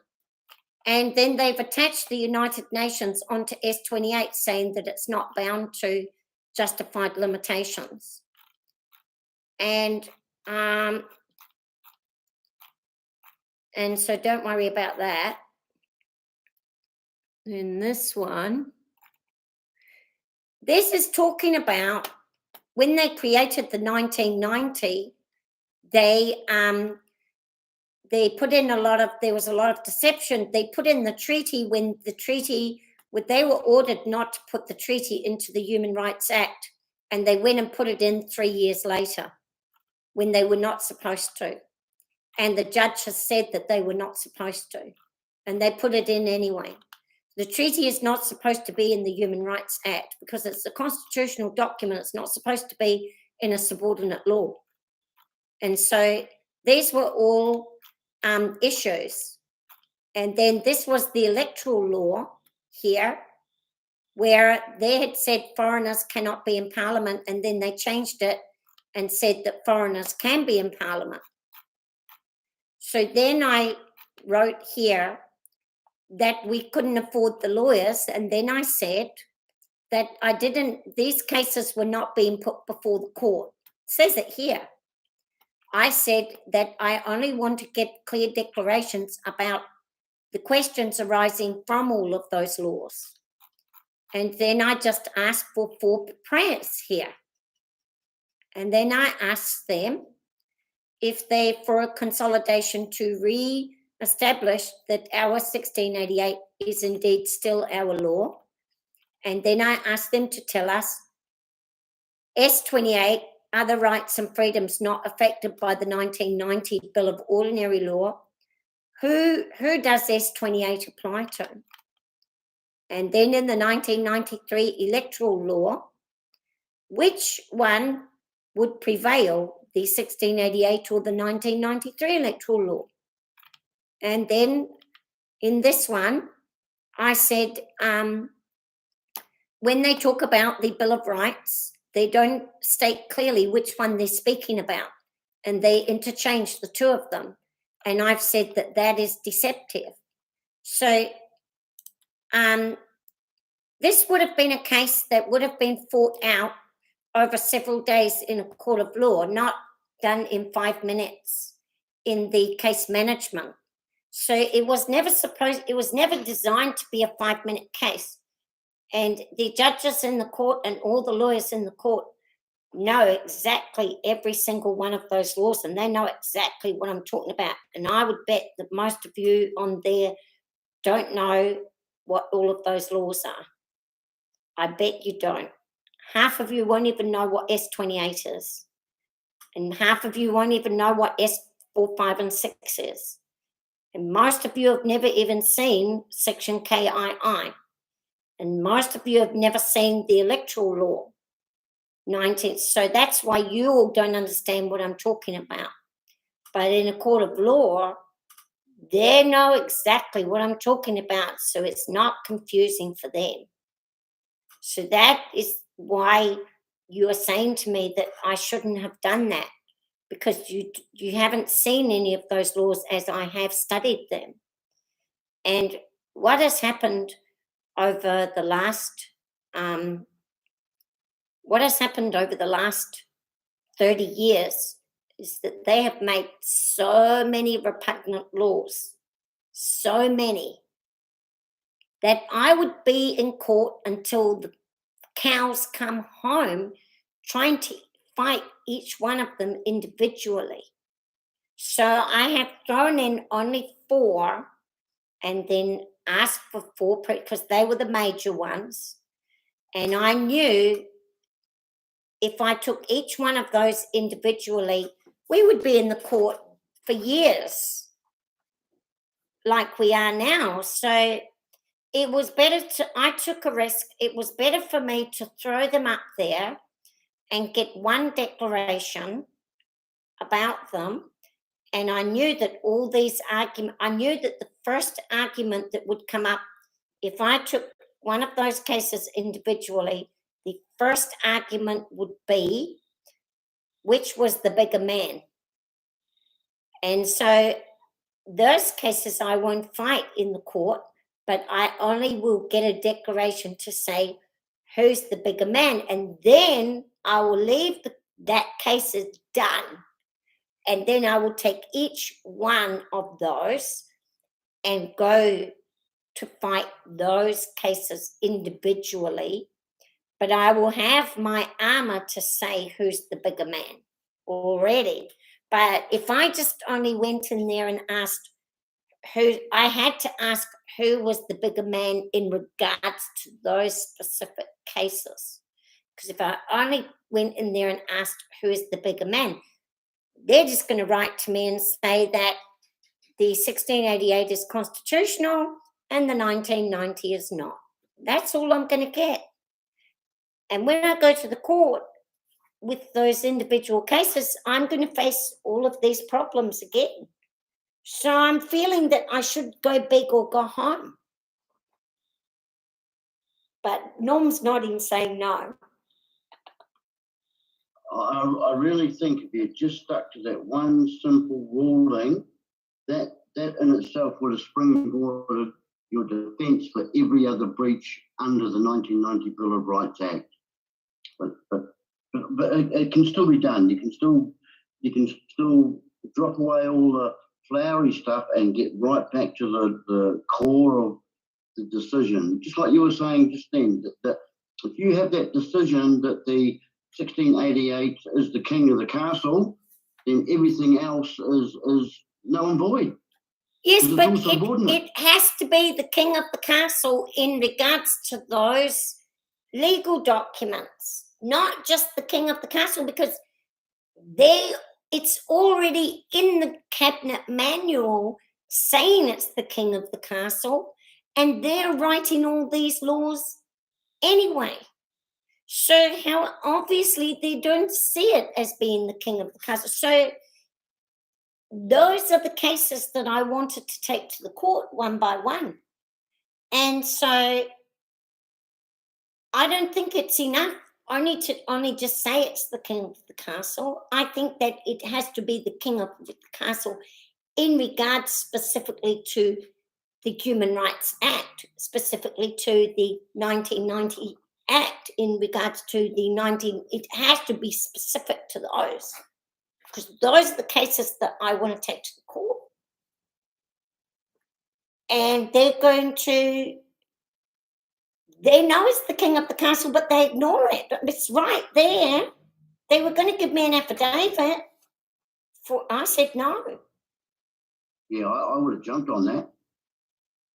An affidavit, you don't understand the difference between an actual High Court ruling and an affidavit. An affidavit. I'm very clear on an affidavit. An affidavit is a statement of truth, unless it's unrebutted. But whatever affidavit they presented to you, you could have easily rebutted it on the grounds that the 1688 is first in time, which is best in law. Yes, but affidavits are not written in a court of law. No, see, It's not a court order. It's not a rule. Affidavits are the subject's avenue of statements of fact. In an office or an agency, they have oaths. Our equivalent to that as lay people, as the common people of the Commonwealth, our avenues are through affidavits. That's why there's a maximum that states an unrebutted affidavit stands as truth in law. So when they offered you an affidavit, that was giving you the opportunity to be able to rebut what they presented. And you could have done that, I think, quite easily by just putting back upon them the 1688 Bill of Rights.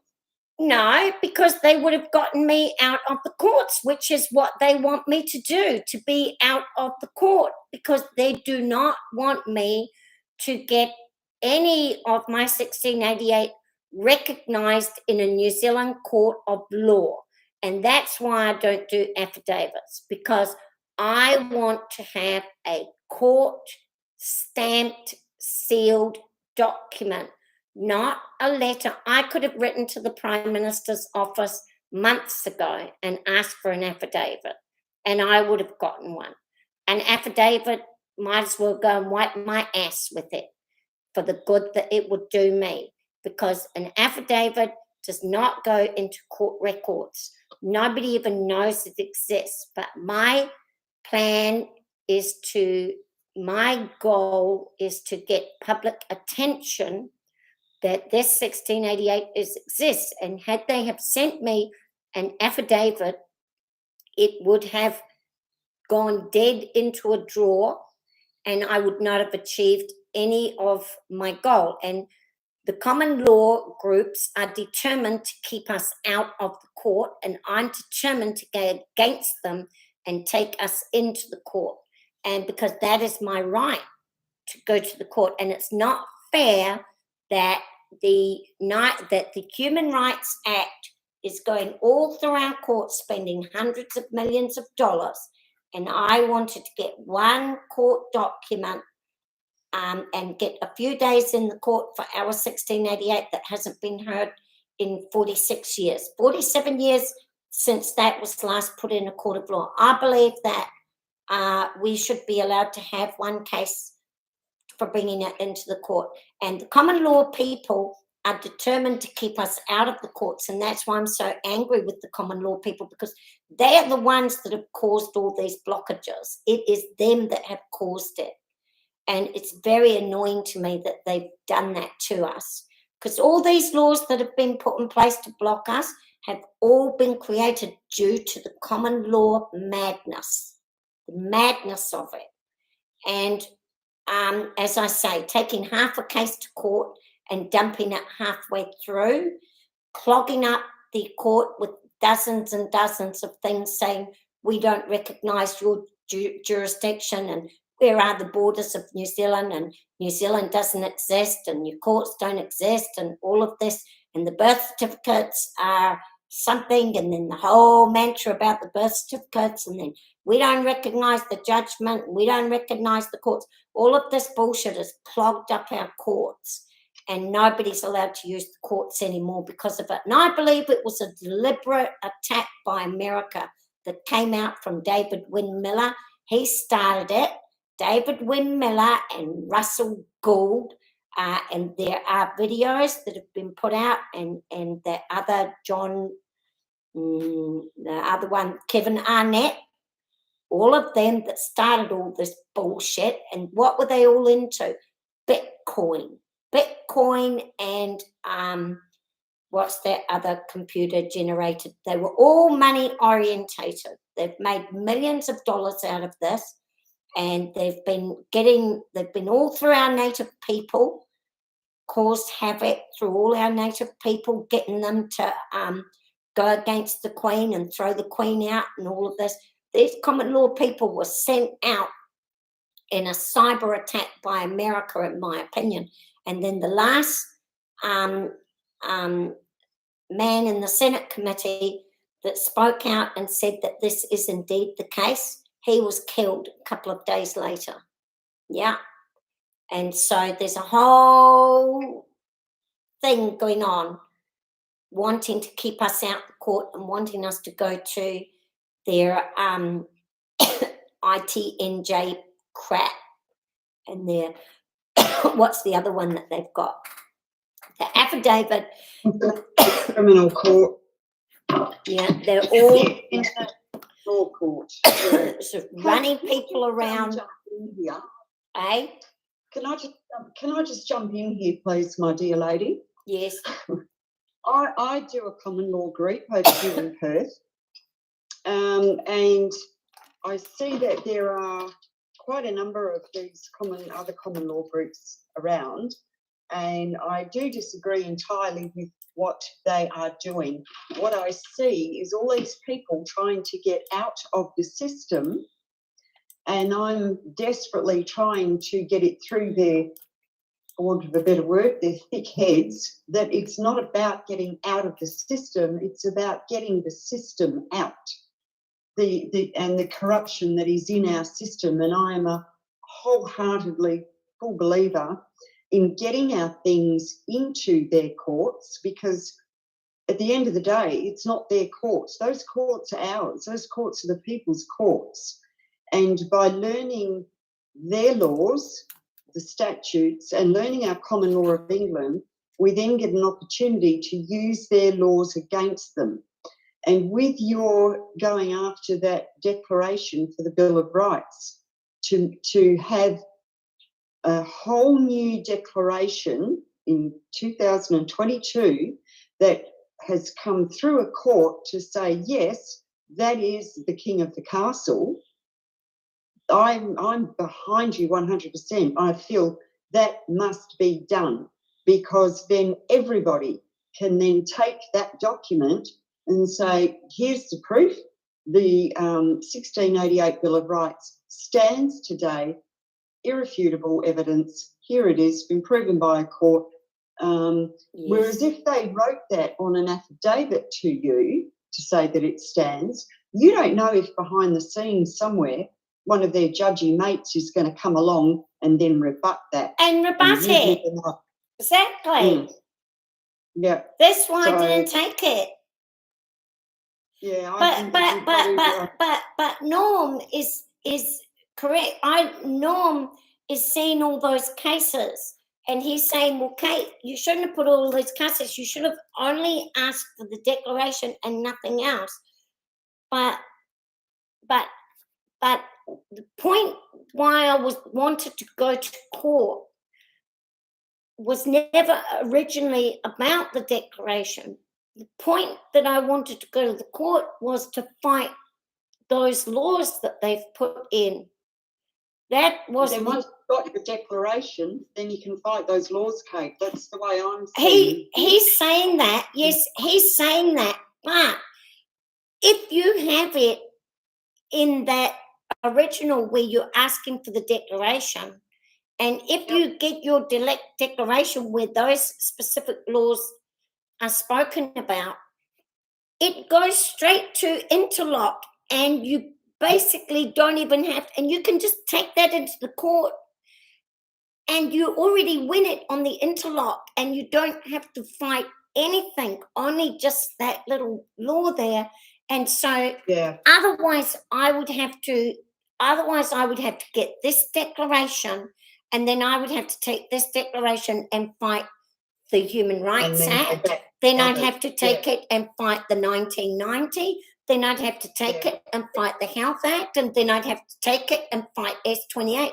And it would cause me to have many, many court cases. So, but if I can get the declaration where it clearly uses those laws and makes us the king of the castle, I'm not going to have to fight so hard in those cases. So I thought I could take the easy way, but I decided to take the hard way and fight the hard way. So I don't know about Norm, but Norm, I'm going to talk with Norm. I just want to talk to Norm. I'm going to talk with Norm about that, just me and Norm at some point, and see how we should do that. And I will get him to help me. But I really don't want an affidavit. I do not even try to get me an affidavit. If anyone tries to get me an affidavit, I will go nuts, because I fucking don't want one. That's the worst thing that's going to happen to me. He sees where they have seen that you would use all these other things, and that's why they're trying to railroad. Well, exactly. So, Norm's onto it. But what I'm wondering is there, like, I'd be prepared to go start applying to the court with other people behind me to get this declaration on its own questioned in our courts here in Australia. Good idea. That's about thinking of doing myself, but we need clarification. Yeah, you can, but we did it and we got caught up, didn't we, Jody? So we had it set up for Sharon, another lady, Sharon, to only go to court and only ask for the declaration. But when that happened with Jody's cases, I said to the Oreo team, I said, you know what, we're not able to do 3 or 4 of these at once. It's too hard. So I said, let's just do what we're in the court. We got in the court. Let's just stay there with what we've got. But yes, you can do that, and I would be happy. And in Australia, I'm trying to get England to do one, Scotland to do one, Ireland to do one, Australia to do one, and New Zealand to do one. Norm, you could do that, but I would not be able to be involved at all because of what's going on. But you could definitely go and do that. And you wouldn't need to put in all the bullshit, but I'm just trying to, I'm going for I'm think big, I'm doing big. So, but And you could do that. let's not forget, originally it was to get the declaration and to show the public that we could get these politicians into court. Which we That have was the done. original- And we have done it. Yeah, that was the original thing.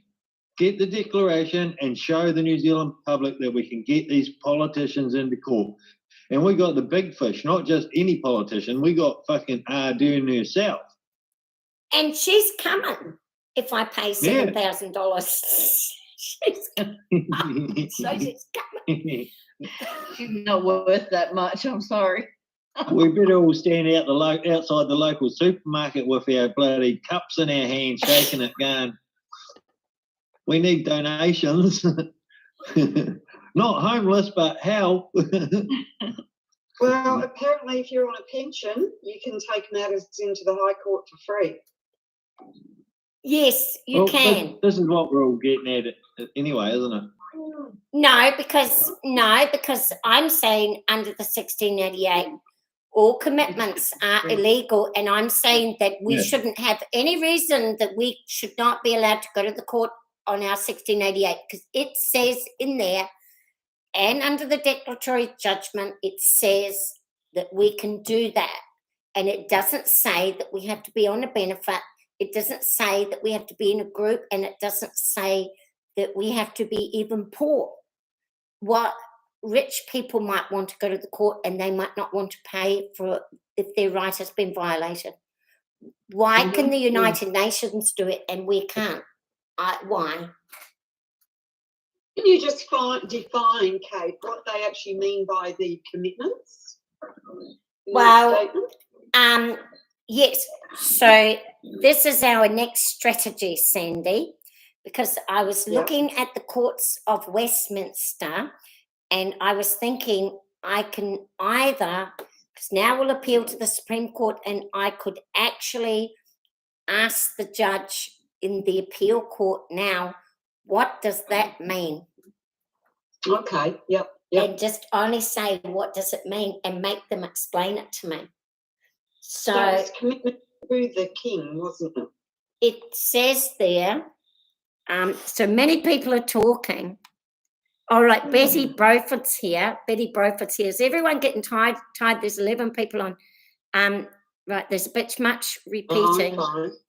Eh? I don't know we get these TV channels. No. Eh? I'm on the YouTube because they listen. Clean my dog's eye and give him his medication in a minute, but I'll still be able to listen and hear everything. Right, we'll tap out in a minute because we've had a huge session today, but but the people that are interested in this case, usually what I like to do is to just, it's a bit of a pity because I've had complaints. I like to just do all of what I want to explain first and not go into deep discussions, and then have discussions later so that people on the YouTube can cut it off. But unfortunately, people keep dragging me into discussions, and I haven't got to the end of the document, and which was the point of order today. So that happens quite a bit. And usually what we should do is go off and have another meeting where we want to talk about these particular things. So I haven't managed to get to the end of the case.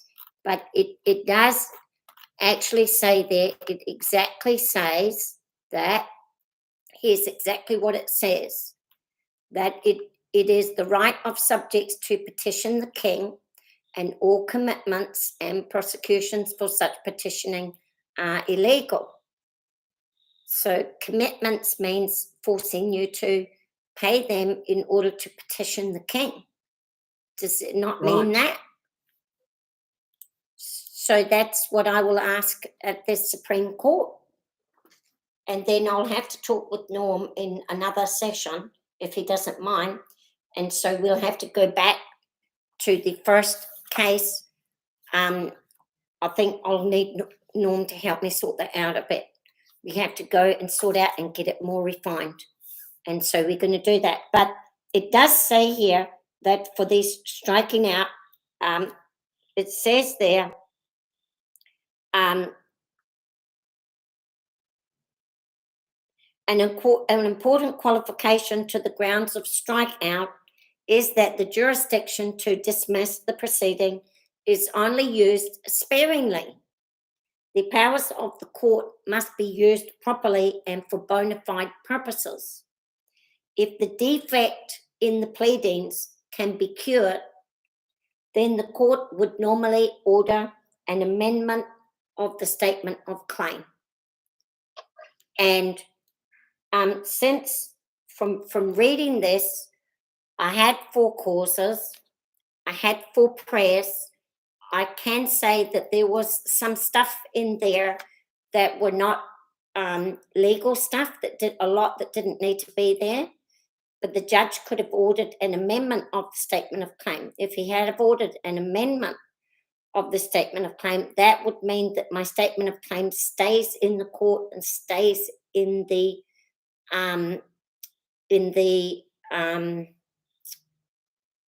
not the license, so in the service, it stays in there. But by them saying rewrite the whole claim, it opened me up to having the whole thing thrown out, and I never would have got my foot back in the door again. So no matter what the defects were, and there were many, but we have never done this before, no matter what the defects were, once we had our foot in the door, we weren't prepared to leave it, take it out the door. It was too risky because we thought that since we are a first case in 47 years, they're never going to let us back in there. So we're hanging on for dear life to stay in there. But I accept, Norm, that there was a whole lot in there that didn't need to be there. And it did most certainly muddy the waters in there. It certainly did. In hindsight, if I had experience, I would have done it a lot differently, but it's just too late for that now, because what we've got is what we've got. You can't take it out. And so whatever we've done that is a mistake, we have to deal with that. It's not an option to take it out, because as you see from the other one, the stuff that I put in the fee waiver wasn't correct either. And I thought that the judge would only look at my appeal, but he doesn't. They jump back to the other cases. So if it's in there, then it's in there, and they can use it at their pleasure or not use it at their pleasure. So if you don't address certain things, then you're just they can use it if they want to. So if you can fight using 3 or 4 things, but as Norm says, we need to be refined it more, which is what we're going to do. We're going to we're going to be more clever the next time, because I didn't have you, Norm. I did not have Norm to help me, and I did not have actually, there was only us walking in the dark, wasn't there, ladies? And Brent was there. So, all right, we're gonna I'm gonna close off the YouTube. Goodbye to everyone on the YouTube. I just want to say thank you to Betty Broford, Tina Aroha, Nick Ludby, Disco Dead Pigeon, all the people, Mandates that have come in, Mankind, all the people that have come in. We got a bit off tangent, and now it's, how many hours is it in? So I'm going to say goodbye to the people, and see you later on the YouTube.